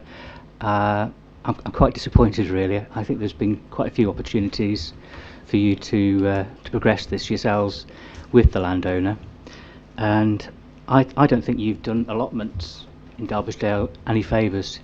If there's any landowners out there who were thinking about possibly allowing other villages to have a use of their land for allotments, I think they're probably going to reconsider that. Thank you.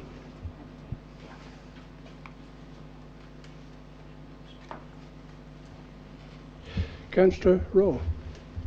Hello. Yeah, I just wondered if a further amendment to Councillor Allison's suggestion could be put in that and also it's a bit of a positive spin, that a community plan is established between all relevant parties to work to ensure that the allotments are held by the Allotment Association, or wording of that effect.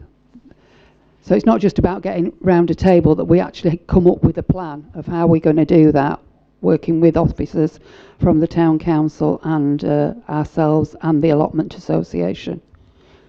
Because the key objective here is that we have allotments for the local residents of Starkholmes, and how we do that and what is within our gift to do that, whether it's assisting the the town council to purchase.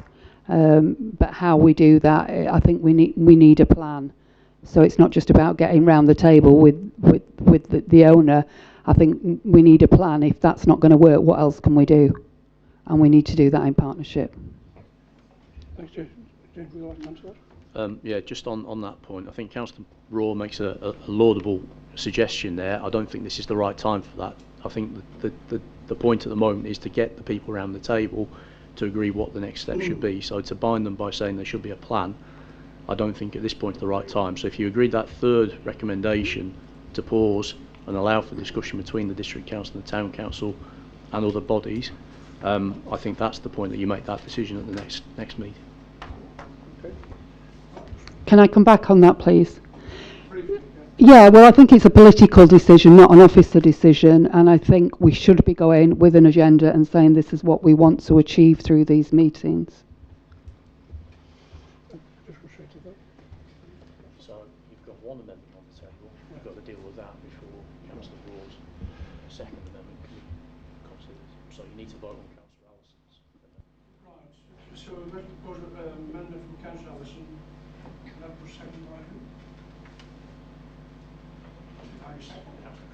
Well, no, I wanted to clarify the wording. I agree that wording that James explained, so I thought... I'm going to say Councillor has put it up, and the main proposer said that he would accept putting those extra words on to that, so surely we wouldn't be voting on that now. Apologies, Chair. There's been a lot going on in the room, so it's been hard to keep on top of that. But if Councillor Purdy and Councillor Hobson are happy to accept the amendment, then that becomes the substantive. Yeah, therefore that's the substantive motion. Councillor Chapman. Yeah, I need a further clarification, Chair. Councillor Allison, original amendment was that we just voted on 3. We've now included 2 with some extra wording. So does item 1 stay on that recommendation? Well, item 1 is just to consider the request. Yeah, but you said originally, you said you only wanted item 3, so, you know. Okay, if we're going to split hairs, we'll leave 1 on.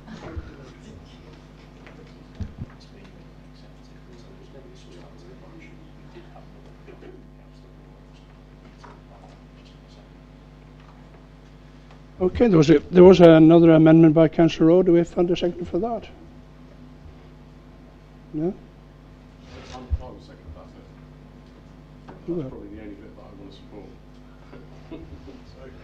Okay. Can we vote on that amendment then? All those in favour?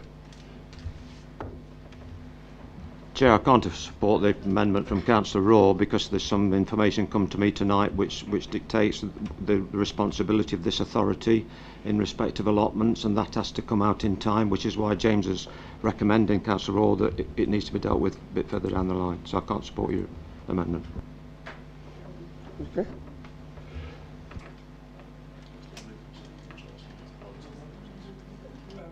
It's been moved and seconded. All those in favour of the amendment? Sorry? So you're voting on the amendment that's been proposed by Councillor Raw, seconded by Councillor Cruz, and that's the amendment. Against So all those in favour? All in favour? Yeah. Chair, you've had an amendment from Councillor Raw, seconded by Councillor Cruz, which is the plan, the requirement for a plan which Councillor Raw set out. Unfortunately, I didn't write it down. Simon might have it written down.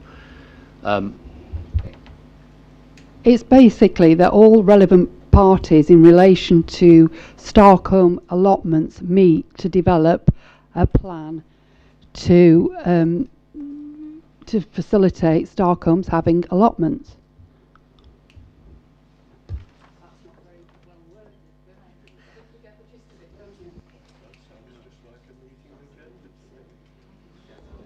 Chair, I think that's slightly different from what was said previously, and that's within the spirit of the original third recommendation, I think, in terms of...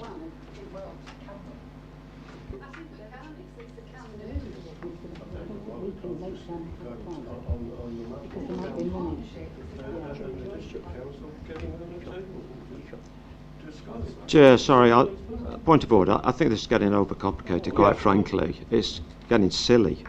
I'm quite happy to accept the amendment from Councillor Allison. I'm not happy to accept the amendment from Councillor Raw. So we need to get voting and get some decisions. Yeah. Right, so we can vote on that amendment then. All those in favour? So there is only one amendment on the table, which is the amendment that's been proposed by Councillor Raw. That's the amendment you're voting on, yeah. So we're voting on that? Yeah. Okay. All those in favour? That's for the plan. For the plan, yeah. Right. All those against? That's carried. Okay. No, Chair, it's not carried, it's fallen. It's fallen, well, sorry. It's fallen, I beg So you pardon. now vote on the substantive motion, which is the which is the one that's been amended by Councillor Allison, which Councillor Purdy and Councillor Hobson have accepted as the proposed and seconders of the original motion. So you're now voting on that. Right. So we're now voting on Councillor Purdy and Councillor Wassett motion. All those in favour?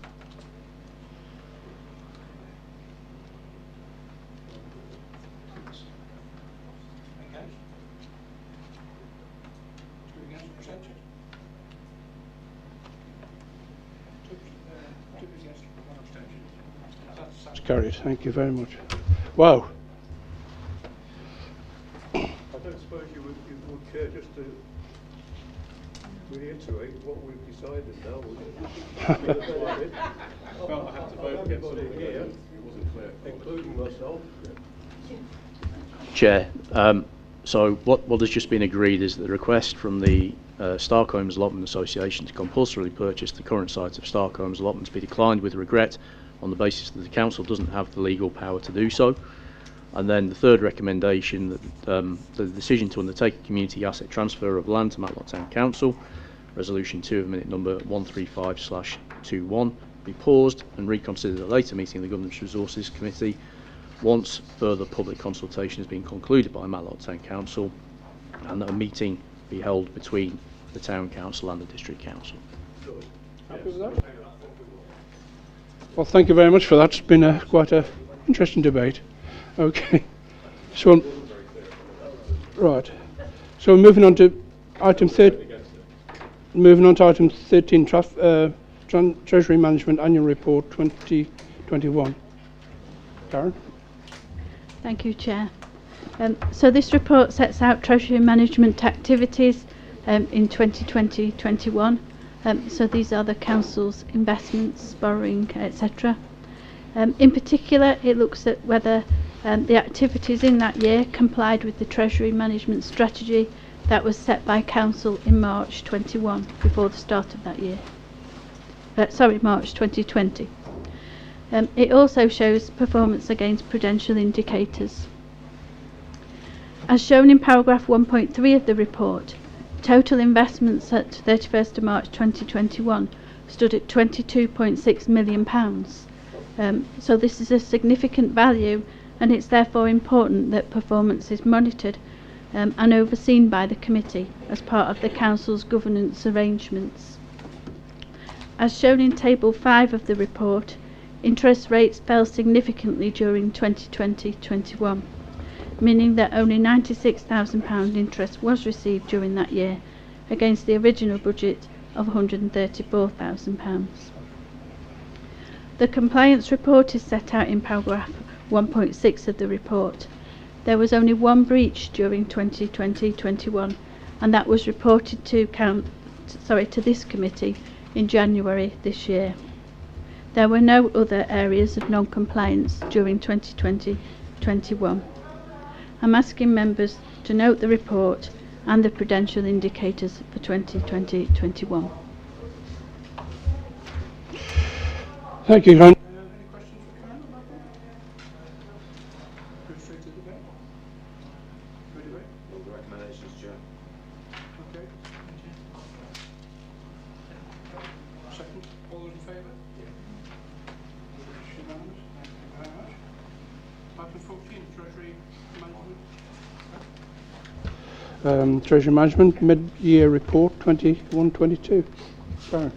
Thank you. So this report has the same purpose as the previous report, but it covers the first 6 months of this financial year. Since the report was written, the Office for National Statistics has published the headline CPI for October 2021, which has now risen to 4.2%.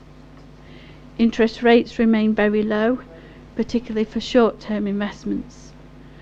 At its meeting earlier this month, the official bank base rate was set by the Bank of England at 0.1%. An economic update is provided in the report. Treasury management activities for the first 6 months covered by this report are set out in Part 4 of the report. Compliance against the strategy approved in 2021 is set out in Part 5, and the prudential indicators are set out in Part 6. There are no areas of non-compliance during this period. I'm asking members to note the mid-year report. Thank you. No questions? Councillor Allison? Thank you, Chair. In 7.5 of the report, there's reference to the rate of inflation, and with that anticipated to be coming up for 5% in the next sort of month, what impact do you think that's going to have on the operating costs of the council, and will it impact our budget setting for next year? Thank you. Yes, inflation will impact our budget. The particular areas that will have an impact are pay awards. So the pay award for the current financial year hasn't yet been agreed, and on top of that we're having to predict the pay award for next year. The unions are about to ballot for strike action, I believe, so that's a big factor given that pay is such a large proportion of our costs. Other significant costs are contractual inflationary increases. So for example, the contract that we have with Serco and that we have with other contractors contains clauses whereby the amount paid under contract increases relative to inflation, and so that will also have a significant impact. Having said that, we also can increase fees and charges, and a report will be coming to this committee in January suggesting that we increase those in line with inflation. And we hope, of course, that the settlement that we're expecting from government next month will also be aware of the inflationary factors that every local authority will face, and that they'll be generous when they give us our spending, our funding. Thank you. Thank you for that comment. I'll move straight to debate. Debate. Can I find proposer and seconder, please? Proposer and a seconder. Councillor Morley, thank you. All those in favour? That's unanimous. Thank you very much. Moving to item 15, communications and marketing strategy. I think there's a Jim. Thank you, Chair. Just wearing a different hat. Could I start with an apology? The recommendation point 2 asks for the action plan for 2021 to be approved. Actually, it's 2022. My fault. I do apologise. This is the 7th annual update of the communications and marketing strategy. What we do as a communications and marketing hub is to set targets for the year, so we have an action plan for each year. And what I'll do quickly is review some of the actions for the current year. If you look at 2.1, we have been planning actually for too long now to install new signage in the 3 larger parks in Ashbourne, Bakewell and Matlock. Firstly, to create awareness of the council's responsibility for those facilities, but also to make the public aware and abide by PSPOs, which has obviously been a big talking point in recent times. Ward members will be consulted on the final designs when those are available. You'll note on the progress that we've been a little bit thwarted, not only by COVID, but also by the delay in the planned PSPO consultation. So that's the reason that we've lapsed on that particular action.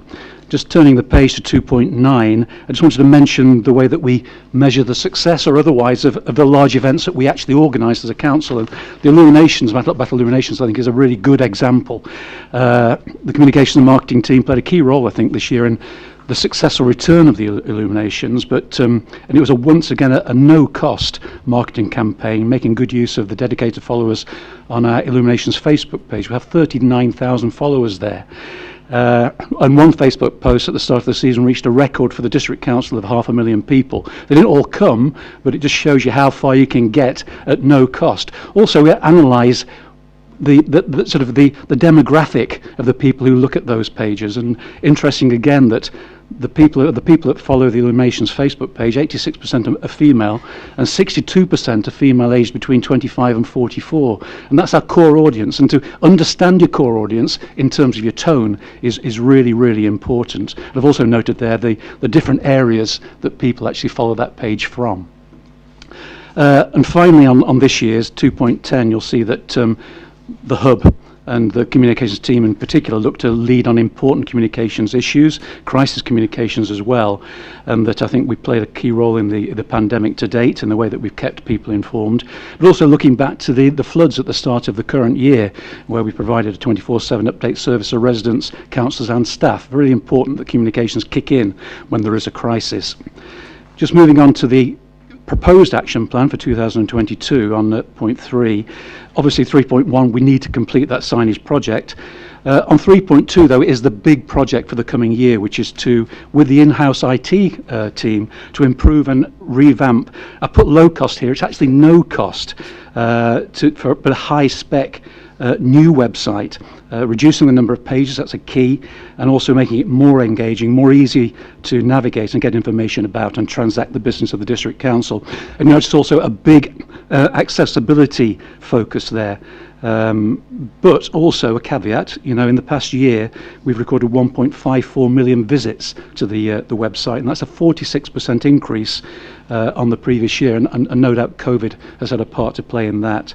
And finally, if you're hearing me properly, 3.3, to improve the sound system here in the council chamber, and I'm happy to say that that's been taken out of my hands. The committee team have done an awful lot of good work to look at ways that can be improved. We're going to put new speakers in the roof.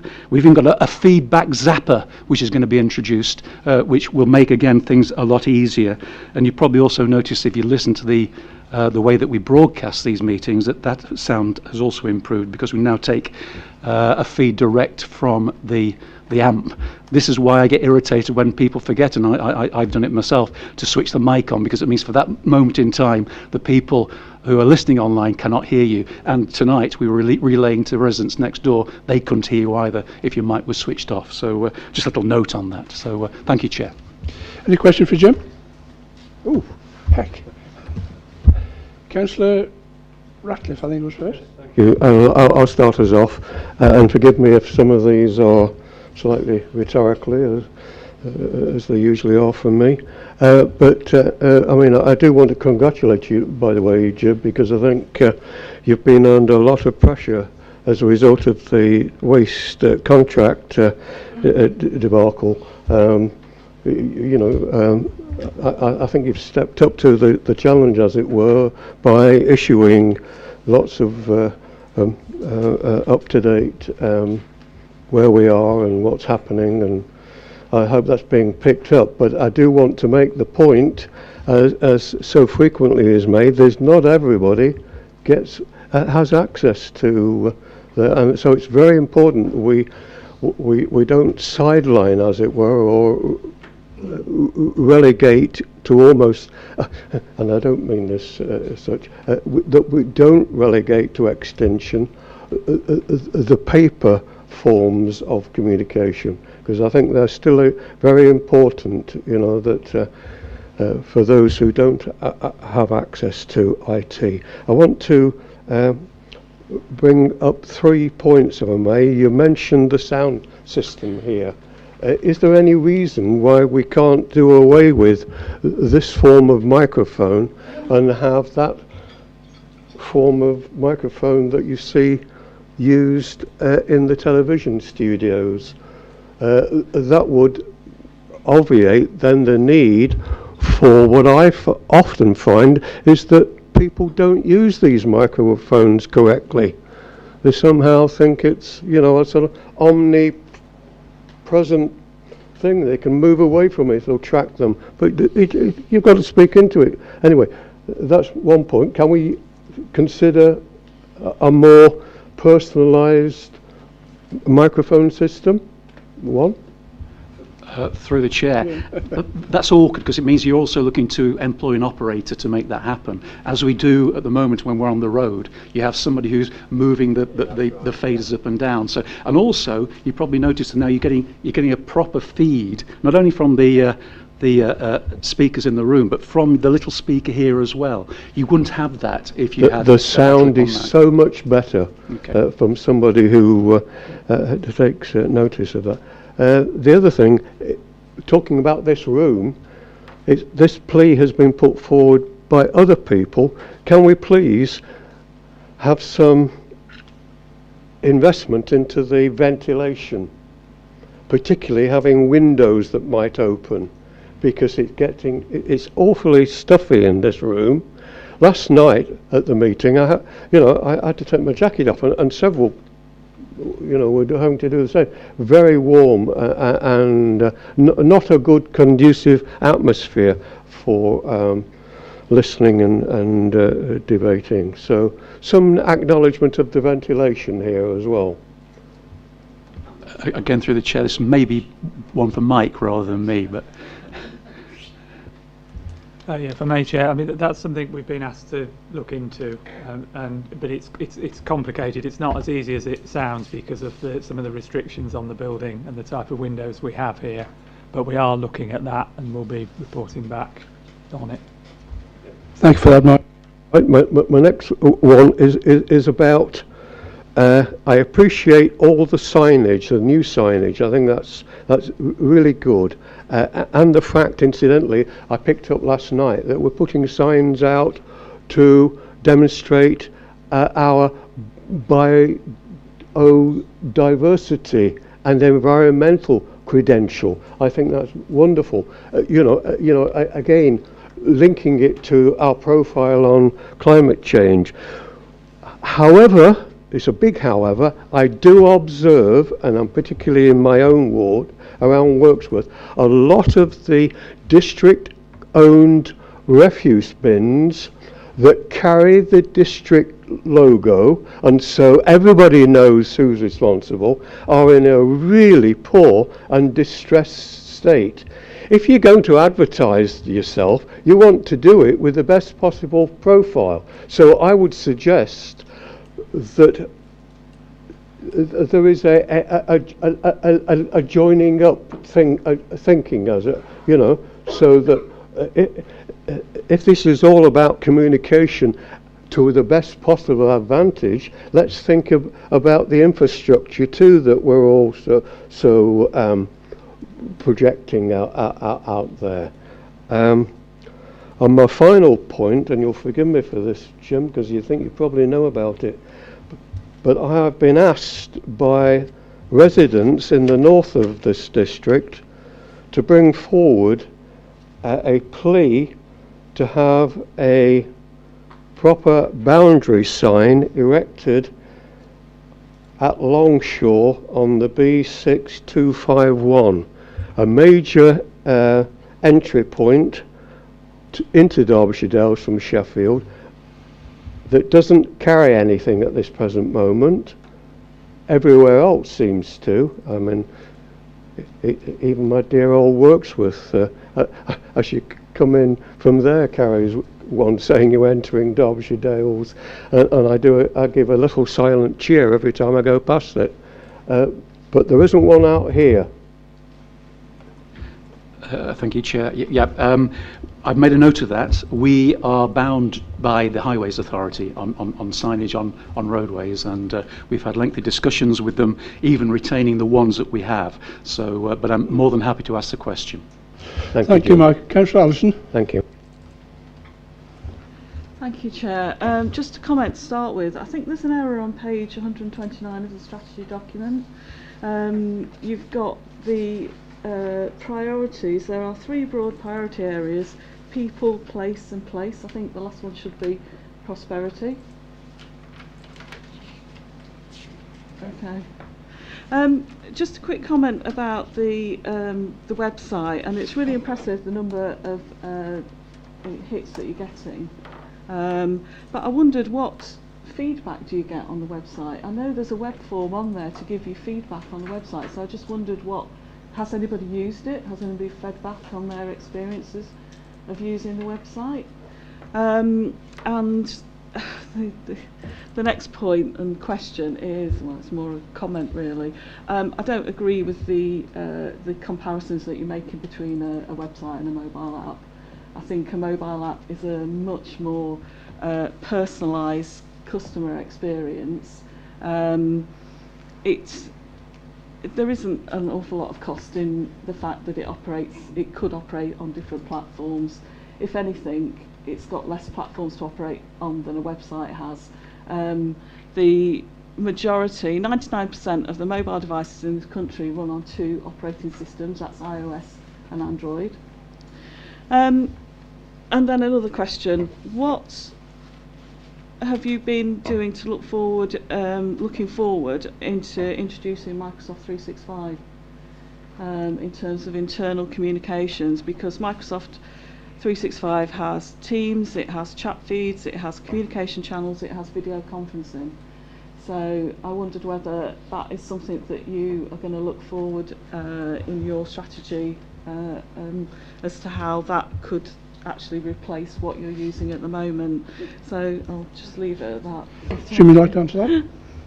Yeah, I'll start with the website, and yeah, feedback is very important. We don't get an awful lot of feedback, which I actually normally take as quite a positive thing, because you get a lot of feedback when you've got problems. However, as part of next year's plan to improve the website, we will have focus groups. We'll go out and test what people think of the new look design. We can obviously monitor things like accessibility without actually going to ask people.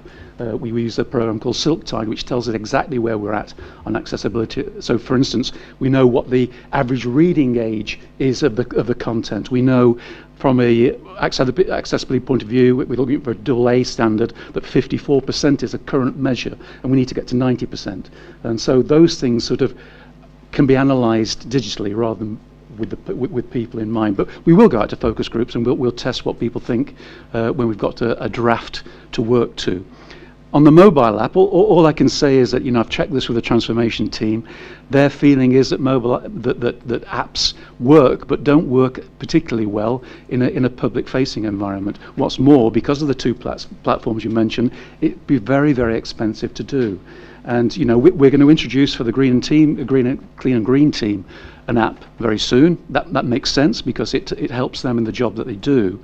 But we're talking expense. You know, we work with Meritech at the moment. They won't even consider looking at a public-facing app because they don't think that there's any business to be done in it, and in any case it would be too expensive. That's just the answers we're getting. On the third point, I'm very happy to hand over the Microsoft 365 question to Karen because she's very well versed on this one. Thank you. So, as you'll remember, members approved a budget for Microsoft 365 for the current year. The ICT team are looking at installing Microsoft 365 for the 3 partners of the ICT service. At the moment, they're focusing on rolling it out at North East Derbyshire and Bolsover because the plan is to roll it out there first and let them deal with all the bugs, and then hopefully our rollout should be fairly straightforward. They tell me that the project is taking a long time because it's new to them, and also there's a lot of setup involved, particularly with regard to the security side. But we're hoping that it'll be rolled out here. It'll probably be 2022 now. It certainly won't be this year. Thank you for that, Karen. And finally, Councillor Morley. Sorry? Thank you, Mr. Chairman. Thank you. This is for information, Jim. You may or may not be aware, both Steve, Kate, myself are board members of Marketing Peak District, Derbyshire. And they are due to embark on a new website at horrific cost. It's very all singing, all balancing, all the rest of it, and I don't profess to understand it or even know where to start. However, we've got a meeting coming up in December, and it's just a thought that came to me now that just might be worth a conversation with the managing director of the organisation to see if we could make perhaps a link in the future. But I'd like to share with colleagues that please rest assured that when Richard Herbert and myself attend these meetings, Richard's the chair, and myself as a member of the board, we do make sure that we get mentioned, the Derbyshire Dales, that we push it as much as we possibly can. So it just might be a link that's worth us working on, Jim, to get a little bit more recognition on their website. Thank you, Jim. Thank you, Councillor Cruz.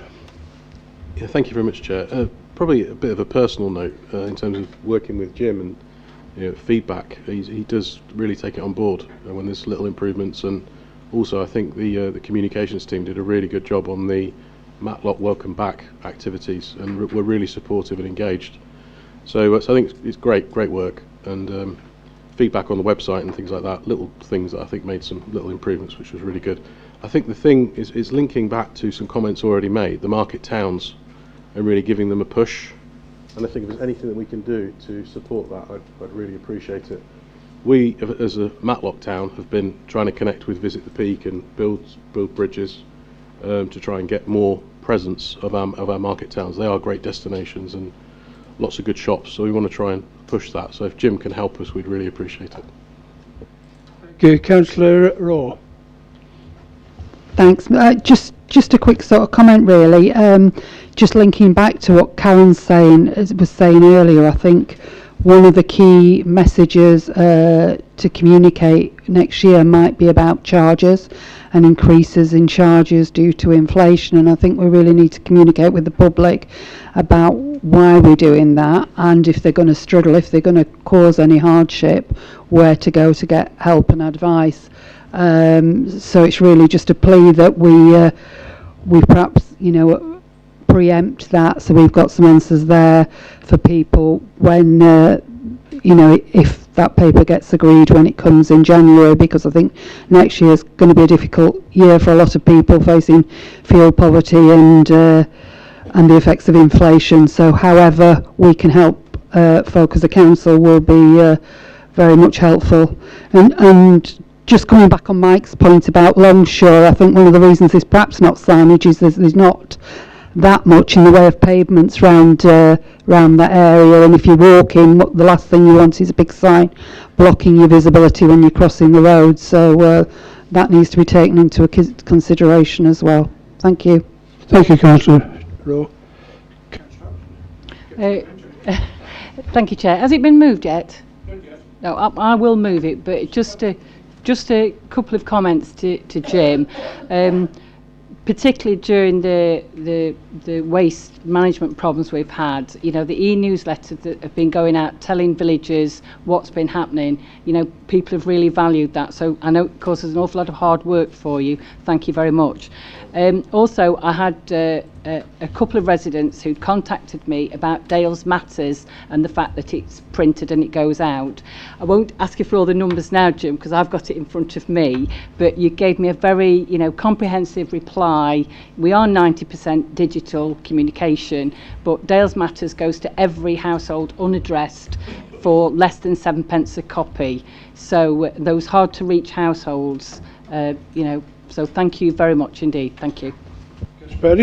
Chair, I'm happy to second, and I want to congratulate Jim and the team, because I know that you've had some foul, horrible, vile comments coming on this bin waste collection issue, and staff have had to take a lot of unnecessary language, and I think it's reprehensible and it's sad. We know the people are upset about the waste collection service, and we apologise again for it, but I think you've taken in the department, so convey please back to the staff that we do concern ourselves about that. Question about hearing. Are we on a hearing loop in here? Yeah, good. Right. We took a gamble with the illuminations, did we not? We sat around the working group and said, should we, shan't we? I'm pleased we did. what a fantastic event it turned out to be, with it seemed to be reduced numbers. There seemed to be a lot of people there. So, but communication is two-way, and I say to members that there's not many members respond sometimes to missives that's put out either by Jim and or by the Chief Exec. Sometimes there's only 3 comments come back in, so communication is two-way. No good as feeding it out if there's no feedback. Thank you, Councillor Purdy. It's been moved and seconded. All those in favour? That's unanimous. Thank you very much. Thank you for